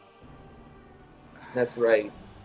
Well, if you defend the first attack with the first double attack with the Battle Hardened, you would take 1 down to 3 health, and then you'd use Battle Hardened. You could cycle into another skirmish and use the skirmish defense to not take any more damage, but you would take 2 damage in fatigue, but you would also get the skirmish win to put yourself adjacent to Yananga, not have to maneuver, and hit with your other skirmish for lethal. Well, it's not a battle hard, it's a helm, right? Yeah. Oh, he already used the Battle Hardened, that's right. Yeah. So if let's say he maneuvered in and went for that offensive play, you either hit with like let's say you hit with the double attack, and even if it's feinted, you can then hit with a surprise volley and be able to get an archer out as well to potentially block off some of the movement there. And if it's the other way around, well then, let's say you get the surprise volley. If that's defended, well, which you would have to do as Achilles, then you hit him with the double attack, and once again you have to defend both of those, otherwise your maneuver is gone. So I think that was a very viable option, unless there's something I'm missing. But it seems like that could have been the play instead. You're right, Tristan. I think there was that offensive win guaranteed. That is the space, though. He does go. So maybe he does have a Jaws, and he's just he sees that now. We'll see what happens. But it all comes down to if he has the Jaws or not. This is if he's bluffing as the Jaws. This is it. Oh. Yes. If he's bluffing as the Jaws, I'm gonna throw something at the cow. What a tense game. He's shaking his head. I don't think he has it. I think it's his last card in deck. I think he would use it right away if that's the case. Unless he's trying to put on a show. I think he took a 50-50 and lost it with his last card draw. Yeah. I think that was the mistake that he was just mentioning that he took. Oh my gosh, Yeah. it's the Jaws, but it's a feint. It had to be that. Oh my Oh goodness. my word! Because I Okay, realized so like, that just that was how the much other, I guess the other win and condition there with the. Yep. actually You still Oh, get that enough. 2 attack value, and if he doesn't, if he Oh, Jaws, it doesn't matter. He Wow! attacked wow. -1. Wow! So the feint cancels the Jaws buff, and it is a 4-value Yeah. feint. So it will deal the 1 damage Yeah, over it the actually Jaws was and a win Joshua the Yeah, game. but- Yeah. Oh, he had the skirmish that he could have played, but it's a 50-50. Yep. Yep. Sorry, the skirmish that what's his face? Sorry, Big Goods could have played. Yeah. Down Wow. to Ben. Let's Oh listen my into the players. That was goodness. crazy. What do you have left? So your Master of the Hunt was either last or second No, last. I drew it, not realizing that I needed to attack you. So I maneuvered out. and then you boosted. Yeah. I was like, because I forgot. Because if you'd done that, I'd have to feint something, then you have another attack, which I'd have to use Helm for. And it's a 50-50 whether I lose or not, I think. I forgot that if I double maneuvered, I'd only have 1 card left, so I wouldn't be able to double maneuver on that turn too. Yeah, but Which meant it wasn't going to come down to that, right? Yeah. Because you could always boost an attack, and then if I'm at 1 health, either I take 1 health and lose, or I win and then lose. Yeah, the archer getting that back was really key. I had a feint. I didn't play it. I was thinking I'm just gonna recycle until I get spear throw, and then that came up. Like I wasn't sure whether to attack the archer and then use spear throw on Yanenga, because its range, it's a bit better, and I don't have to worry about your defense. But I was worried I need this to defend with. I wish I had defended with one of my Jaws a bit sooner, because I was saving them. And I always blocked for 3 when you played one of your 6s. Yeah. I mean, this is close. I think Pat died of... And there we go, guys. So Joshua does take another win over Baked Goods in the first semifinal of the day here. That game, wow, what a game. Just down to the very end. That could not have been any closer. That's the kind of thing you want to see from these top-level players in the semifinals of a tournament like this. So excellently done on both ends. That was just incredible. Yeah. I honestly, I had forgotten about the feint buffing to a 4 and negating the Jaws. I thought Baked Goods had it guaranteed if he went to that space. But that feint came in clutch, and it really was just a 50-50 in the end on which attack Joshua played. If he had played the skirmish there, he lost, and he played the feint, and he ended up winning. So, just yeah, I mean, someone missed that. There were actually 2 Jaws left in the deck or so. Yeah. That was my bad. I hadn't caught that there were 2 left. I hadn't caught that he had played a skirmish. I think I recorded that he played a Jaws instead of a skirmish. So that was where. Well, so in that case, then, it wasn't even a 50-50, right? Joshua made the correct play to win guaranteed. He had checkmate with the feint because Yanenga couldn't get over a 3-value defense, printed value, that is. So, yeah, Baked Goods, he had to go for the aggressive route like you saw, Tristan. So it's just really interesting to see the different mindsets and play styles that players have, and whether they opt to take more aggressive or defensive stances in situations like this. And the best players, they can always identify, and they're versatile, and they can do either option in just whatever's best to fit the situation. Baked Goods, he saw it as soon as he did that second maneuver. He said I messed up, and he recognized it, but just a little bit too late, and just that couple seconds makes all the difference in the game. So an unfortunate loss for him. I'm sure he's gonna be beating himself up a little bit about that one, but still well played on both sides. And Joshua, he got another deserving win here, bringing himself into the finals, which will be tomorrow. So really looking forward to that. So we will be getting the players in for some interviews. We'll bring Baked Goods in first, and then we'll get Joshua in to pick their brains. And Sojourne, you can make sure you ask Joshua your question about the evades, right, in Game 1. But even going at a deficit, losing Game 1, Joshua comes back and he wins the next 2 to get a 2-1 victory over Baked Goods. So excellent play. And we're going to go on a short break before we get the players in for the interviews. So we will catch you guys back in just a moment.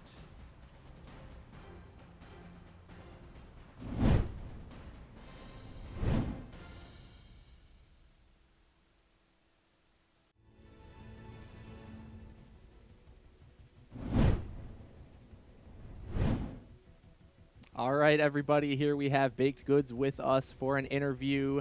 Coming off, unfortunately, from a loss, Taylor, but how are you feeling overall about the match? I mean, I think you played incredibly well throughout, and it really just came down to one tiny little mistake in the end that even we commentators didn't catch at first. We thought you had it in the bag when you went and took that defensive play at the end. So how are you feeling? Obviously, I'm a little disappointed that I lost because that's not the outcome I wanted to face again. But honestly, I can't really complain. I tried my best. I made what I thought were good plays, and Josh is obviously a great player, so it was a really fun match. I enjoyed playing it, and hopefully everyone enjoyed watching it as well. Oh, it was incredibly entertaining to watch, especially that third game was just so back and forth. You know, it was down to the wire. Now, I heard you say at the end, oh, I messed up, after you took that maneuver. Now, was that because you realized that you should have went for an aggressive turn with Master of the Hunt? Yes. I wasn't...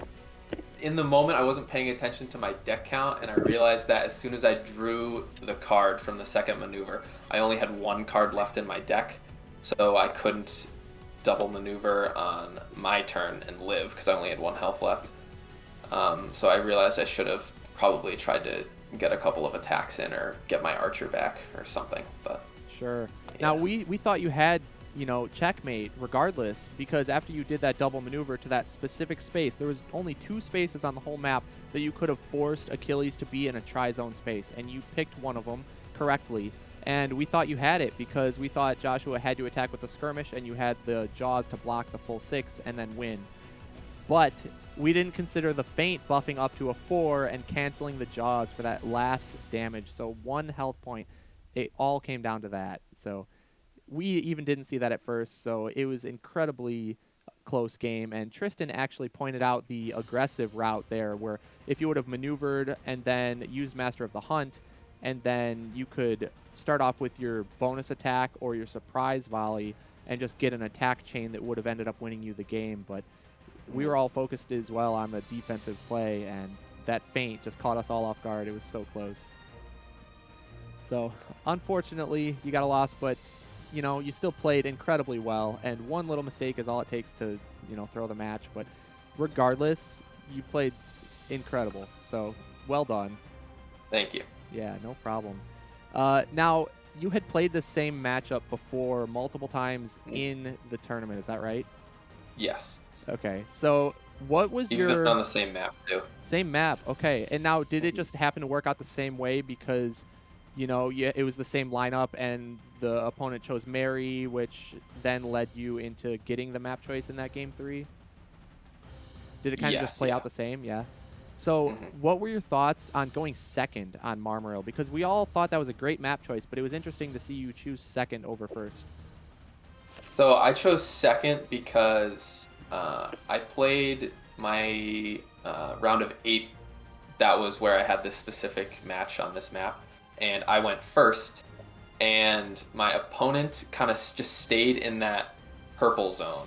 And there's only 4 spaces on that bottom right corner that have the purple in it, which can just kind of be annoying for a ranged character because you have to move in and basically be in melee range to actually attack them. So I decided I didn't want to deal with that. I would let Josh go first with Achilles, and hopefully with him going first and drawing cards first, that would maybe potentially lead to a fatigue victory for me, but didn't end up happening that way. It was close. I mean, the fatigue definitely came into play there, as most Achilles games do. I was also interested in your play during the mid game when you ended up not killing off Patroclus, I think, when you had an opportunity to maybe kill him and then also attack Achilles in the same turn. And you chose, I think, to do a double maneuver. And then immediately following that, Joshua had double maneuvered and pinned you up on the... pinned Yanenga, separated from the archer, up on the turret there, the castle tower. And then, after that, you chose to kill off Pat, but now Achilles had more cards in hand. So what was your thought process around that point? Do you remember? Well, part of me thought that if Josh was leaving Pat in a vulnerable position, maybe he didn't have good cards in his hand, so even if I discarded two, like if it's two Pat cards, it's kind of a waste of a discard, at least for my end. But I guess I didn't want to kill Pat super early just because Achilles just hits so hard and Yanenga doesn't necessarily have the best value blocks in the game to deal with that. So I was trying to draw it out a little bit longer before I ended up killing Pat. It's still, the timing, I don't think I have it figured out. I don't know if anyone else has it figured out, but it could go in many different directions depending on when Pat actually dies. Yeah, definitely. And with the luck factor involved of the random discards, it's so unpredictable. It's always going to be a totally different game, and nobody can really predict that. So, Tristan, do you have any specific questions for Taylor here? Not too much. I'm guessing for myself. I'm just curious. And we talked a little bit about it here on the potentials, but maybe you have a bit of insight as far as when we earlier on in the pick ban phase, why you chose the fighters that you did. So I chose Sun Wukong first because as leader, I can basically guarantee that my opponent will get Bloody Mary. And Bloody Mary against Sun Wukong, as you guys saw, is not a fun matchup for Bloody Mary at all. So I just picked Sun Wukong because he's really good against Bloody Mary, and he has like a decent time against Achilles, which I figured my opponent was going to take because if Josh takes Yanenga with his first pick as follower, Yanenga is the best matchup for Bloody Mary. So if I have Sun Wukong and Achilles against Yanenga and Bloody Mary, I feel pretty comfortable in winning the match with those fighter picks. But I guess it kind of forces my opponent to take Achilles, and I feel like Sun Wukong is pretty good against both Achilles and Bloody Mary especially. So it's basically like a guaranteed win with him, kind of, and then I have two tries with Yanenga essentially. Yeah, great point. Yeah, absolutely, and that's, we talked a little bit about that here at the commentators booth, but yeah, like just reinforcing all those points is huge. And then just one more here.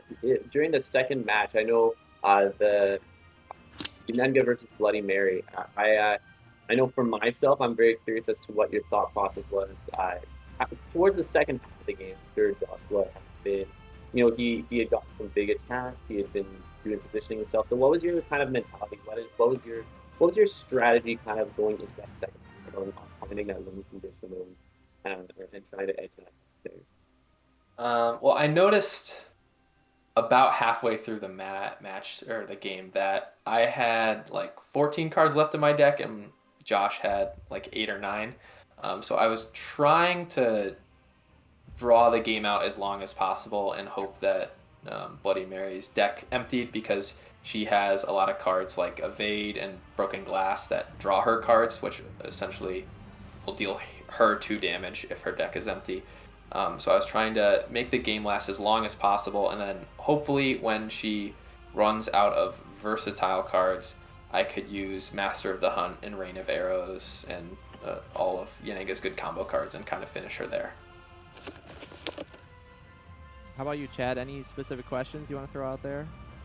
Yeah, I think we kind of discussed this and such, but I am curious to hear your personal logic as to banning Hero. So, I played against Darkblade in the round of 16 for the bracket, and he played Hero Rot as Bloody Mary. And it's a really, really good Bloody Mary map because Jump Scare can trigger very easily, and being move 3, all the other fighters in Battle of Legends Volume 2 are move 2, so Bloody Mary has a speed advantage, which also helps with the doors. So that map is just a pain when you're not playing Bloody Mary. So I banned it because any other map is much better than Hero Rot in that circumstance. Even Hanging Gardens? I would rather play on Hanging Gardens than Hero Rot if my opponent is Bloody Mary. Okay. I know your personal dislike for Hanging Gardens. Yeah. Yeah, makes sense. Sojourne, any specific questions? How do you feel when you saw Joshua pick Sherwood for that first match against your Wukong? So we talked about that in between games. Josh picked that map because he wanted me, if I won that game as Sun Wukong, which just given the data is probably very likely, he wanted to get that map out of the way because once I won the game on that map, I couldn't pick it again. And Sherwood is very good for ranged characters, and he did not want to have to play against Yananga on that map. So he kind of like sabotaged himself in game 1 so that he would have better odds down the line. And that's actually a very good strategic thing that Josh did. I got to give him props for that. Definitely. Any little advantage like that you can get, you need to take advantage of, and very smart on his end. But, so now you're 0-2 in the semifinal match count against Josh. I got to expect you're going to be coming back next tourney with even more of a vengeance, right? Of course. You're gonna get your revenge next time. This is gonna be an ongoing saga of Baked Goods versus Wandering Caretaker in the semifinals of the tournaments. Hopefully next time there'll be a different outcome. Yeah, hopefully. But again, Singapore squad will always be there. That's right. The Singapore Strike Squad. You got to watch out for those guys. Very talented players over there in Singapore. Who only come to the true form at 2 a.m. Yep. That's right. It is, almost 3 a.m. for you, right, Sojourn? Yep. It's going to be 3 a.m. in 10 minutes. So. Yeah, very. So we'll wrap it up here. But, Taylor, thanks so much for playing. You did a fantastic job all throughout the pools and the bracket, and we're happy to have you as a part of this event. And I hope you had fun with it. But, before we sign off, is there anything you want to say to the viewers? Yes. So, if you remember in the last semifinal, I made some mistakes as Beowulf, and I forgot to gain Rage. I made sure I would not forget to do that as Sun Wukong, so I made a little cheat sheet for myself that says, "Don't forget clones." Very nice. Just wanted to share that with everyone. Yeah, just like you make your giant Medusa card, in TTS. You gotta remember those things. Can't forget the start of turn abilities. Yes, that was excellent. And anybody who doesn't know, I'm sure most of you already do, but Baked Goods has his own YouTube channel and Instagram. So make sure you go like all his videos and subscribe on YouTube. Follow him on Instagram, all that good stuff. He makes amazing content. He's basically the leader in unmatched strategy content on YouTube. So definitely go check him out. You don't want to miss all his videos because you started to branch out more too and make not just strategy guides, but even having some competitive gameplay, which I think I really like personally, and I think a lot of people like to see that stuff. So with as good of a player as you are, making it to the semifinals of these tournaments and whatnot, it's awesome to see that kind of, content. So everybody make sure you check him out online. And I guess if there's any last words, Taylor, go ahead and say them now. Otherwise, we'll get Joshua in here. Thanks for the shout out. You mentioned liking, you mentioned subscribing, but there's a third step that's very important. and that is yeet. Don't forget to yeet. Like, subscribe, and yeet, right? Yep. Definitely can't forget that. You got to yeet Patrickless off the board, right? Mm-hmm. And then get Achilles going. Mm-hmm. All right. Well, we will go ahead and get Joshua in here then for an interview. Thanks, Taylor, so much for joining us yet again. And we will see you back later on for commentary. Mm-hmm. Looking forward to it. Thanks for the interview, guys. No problem. Take care. See ya. All right, Joshua, welcome.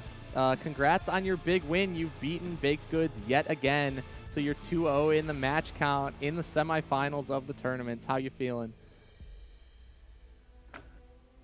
Happy.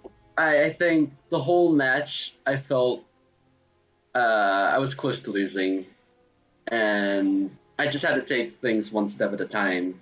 As follower, you start on the back foot. You're pretty much guaranteed to get married, so you need more gameplay. And I heard Taylor talk about the strategy and picking and maps, going second, first, stuff like that. And yeah, I just had to treat game one as a warm up for game two, really, and not let it get to me that I was going to lose. And it was going to be, I think, closer than most Mary Yukon games, but it did end up just a clone wall at the end. Definitely. And then, yeah. Yeah, I mean, it was really smart of you, though, to pick Sherwood just to even get it out of the way. If you were already going into this match with the mindset of losing game one, you know, to just get that map out of the way so he can't pick it down the line. Very smart. Well done there. And I know Sojourne had some questions for you regarding that first game, so Sojourne, go ahead. I actually think you had a shot in the first game, even though you picked Sherwood, because there were a couple of times where you had an evade in hand, and you didn't use it against the Ox form and Rui Jingo Bang. Why? Okay, so against Wukong, you can afford to take earlier hits. Once you're down to 7 or lower, an Ox form will kill you, and you have to defend, which makes you more susceptible to Jingu Bang triggering and burning more of your cards. So if I defend early, then I'm putting myself at risk for the rest of the game, and Mary's card draw means she's going to go to exhaustion really fast. If I am lucky and take some Jingu Bangs undefended, I don't take any damage at all. It turned out he got both of his Ox forms really early, though, so that didn't play out so well. But I think, on average, it's a better way to play. So you had the mindset of more so thinking about like the overall matchup and game theory behind that matchup rather than the specific situation. I think that's the difference here. Sojourn, you know, because we saw some of the hand peaks with Fiery Eyes and Stolen Memories, and so given the information, I think Sojourn was wanting to see you play the evades just to at least soak up some damage, because even if it was the Jingo Bang, you had the resources to defend, but I guess you were looking more towards the long game, which makes sense. So, Chad, do you have any specific questions? No, not specific at all. I am curious to know just what was in your hand when you had your triple maneuver turn as Mary during game 2. Yeah. When that happened, I was curious just to know what you had. I think I had Ghostly Touch, which was a heal, but if I recall correctly, I was really high on health, or I didn't have any defense, I think. And my attack, I didn't have speed 3 times for a big hit. So I just wanted to run and not leave myself vulnerable to a counterattack. That makes sense. Yeah, that makes sense with a lack of defense. I was also thinking maybe you had like done the math and already calculated out your win condition, where all your damage comes from, and just maybe we're like, okay, well, I don't need to go for anything risky here. All I need to do is draw through my cards and pull off my attacks. So, I mean, it worked out either way in the end. But that was definitely a turn that we were thinking, ooh, that might have been the turning point. But you still pulled it off in the end pretty decisively. Yeah, it did feel like a turning point because Yanenga got back in the game, and the left side of the board is a lot better for her in terms of setting up jaws and preventing jump scares. But I managed to maneuver away slowly so that, yeah. Yeah, I mean, it's hard when, you know, your hand just doesn't always work out the way you would like it to with Bloody Mary, and you just got to play into what you get. So either way, you did good. But Tristan, any questions specifically? I'm blanking right now. No, it's okay. I know it's been a long day of commentary, and I'm sure for Sojourne and you, Joshua, you guys are especially tired. So I don't want to keep you too Yeah. long, but obviously congrats on your win. And how are you feeling about going into the finals? This is your second time in a row making the finals. So how do you Yeah. feel about that?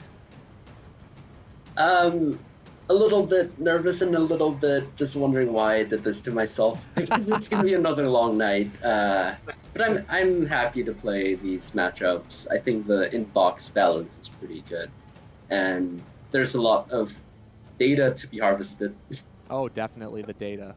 We've collected a lot of data over the course of this event, so that's definitely a good thing. Now, it is interesting to note, too, the format for the Grand Finals, remember, is a little bit different from something we've done in the past. So you're going to have all 4 fighters available to you, and Game 1 is going to be set default to Hanging Gardens. And the I'm going to have to look back myself to freshen up, but essentially you're going to have to get a win with 3 out of the 4 fighters from the box. And there's no mirror matches allowed, of course, so it's going to be kind of a back and forth, I think, almost counter pick battle between the players. And I'm sure you've done some thinking on the format, or at least I hope you have. Actually, haven't since we came up with it. Okay, well, it's going to be interesting, but you got some time. You know, you get to get some sleep and then wake up tomorrow refreshed, and you'll have some time to think about it, you know, before going into your match. And by the time you wake up, we will have your opponent set. I know that's still Yeah. up in the air, so it's either going to be Chad over here from the commentary team, or it's going to be Matt Volk. He goes by Unmatched in the tournaments. Some good wordplay there, but we'll have your opponent by the time you wake up. So, Yeah. yeah, I don't want to keep you up too late, but are there any last things you want to say before we sign off? I'm glad everyone participated in this event. It was an experimental thing because we never done live play before, and the group stage was very different with assigned fighters, and I think it worked out well. Yeah, I definitely would agree. It was an experimental format. Joshua here, for anybody who doesn't know, he was one of the TOs that help out in organizing this event.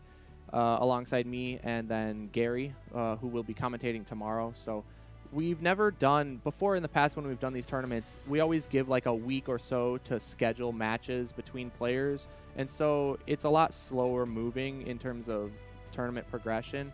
But in this format, we did all the pools play over the course of one weekend, and we had specific time slots for each game. So it actually worked out pretty well, and definitely something we want to look into more for the future, at least for smaller events.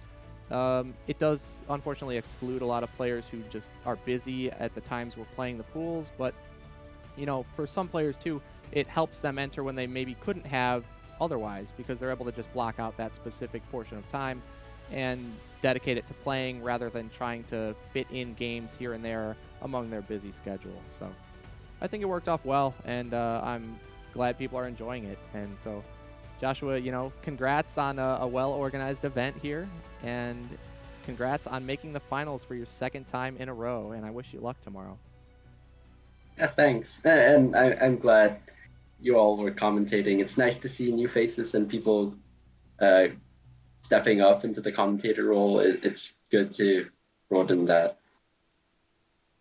Yeah, I definitely agree with that. It's always good to bring new people into the scene, and as players and commentators alike, and viewers on the stream too. So the more people, the better. But if that's everything, Joshua, we'll go ahead and sign off here, and we'll just say some closing thoughts, and we'll get ready for the second semifinal. Good. All right. So that is going to be it. Joshua Wandering Caretaker wins 2-1 over Baked Goods for the second time in a row, taking that semifinal victory, moving on to the grand finals, which will be tomorrow morning at 10 a.m. Eastern start. So that's going to be a long one, but it's going to be a great one for sure. And so I also just want to thank Restoration Games again for sponsoring this event. These official tourneys have become something that people, I think, in the community really look forward to, and it's just a great time for everybody involved, from the player perspective or the commentary or the viewers. It's just a great time, and we're happy to put these things on and keep up the hype going for Unmatched. And especially with this new Battle of Legends Volume 2 release rumble, it was the fun new format showcasing this awesome new set. So remember that it is available now for purchase on the Restoration Games website. So make sure you go get your copy today, and maybe you'll get it by the new year and start the new year off right. And before we sign off, also, I just want to give a big shout out and thanks to all of you, Tristan, Chad, Sojourne, for joining me in the commentary here. You know, I couldn't do it alone, so you guys are a big help, and happy to have you on the team. So thanks again, and hope to see you back in the future for more commentary. But Tristan, any words you want to say before we sign off? Yo, stick around for the rest of the weekend. We're just getting started. That's right. It's going to be a great one. For sure. How about you, Chad? Yeah, well, I wanted to definitely stick around for the next game here in an hour or so, because I will be playing, so That's right. that should be exciting as well, or I hope to make it exciting. And I want to thank everybody that gave me this opportunity. It was a blast, and I would say I hope to commentate again tomorrow, but that involves me losing today, so mixed feelings and such. That's right. How about you, Sojourn? Any last words? Yep, I just like to say I think the standard of play has been going up and up ever since the last tournament, and I'm really looking forward to the plays later. Probably won't catch the one, but I'll try to catch the finals. Yeah, definitely. You got to get some sleep yourself. Yeah. But that's okay. We'll have them up on YouTube as well, on the Unmatched Tournament YouTube channel. So anybody who misses the live stream can definitely go check that out later on YouTube, so you can catch up on what you missed. And so again, thanks to Restoration Games for sponsoring the event. Thanks to Vorpal Board for also allowing us to use this platform to showcase this amazing game that we all love. And they're always a big help. So if you guys like what you saw, consider checking out Vorpal Board on their website. And it is subscription based, so if you have a group of friends that all want to go in on it, it makes the cost pretty cheap, and you can just play and host. One person can host the game for everybody in the room, so it's pretty neat, and you can play all kinds of games, not just Unmatched. So definitely consider checking out Vorpal Board. And a big thanks and shout out to 645 Development. My friend Alan here, he is the reason these streams are what they are. He's the man behind the magic. He does a ton of work setting up for these and managing them throughout, and we couldn't do this without him. So Alan, thank you so much for everything you do here. Everybody appreciates it, I'm sure, so keep up the great work. And again, guys, go check out Battle of Legends Volume 2 on sale on the Restoration Games website. And I guess for myself, if you like the commentary and things that I've done here, you can check out my YouTube channel. It's just, Zero Skater 12. Look me up on YouTube. I try to post different content between gameplay and strategy type videos and whatnot. So hopefully you guys check it out if you like that. And thank you everybody so much for watching. And we will see you later on in just about an hour for the semifinal match 2 between Chedicular and Unmatched. So with that said, we will sign off and hopefully catch everybody in just a bit.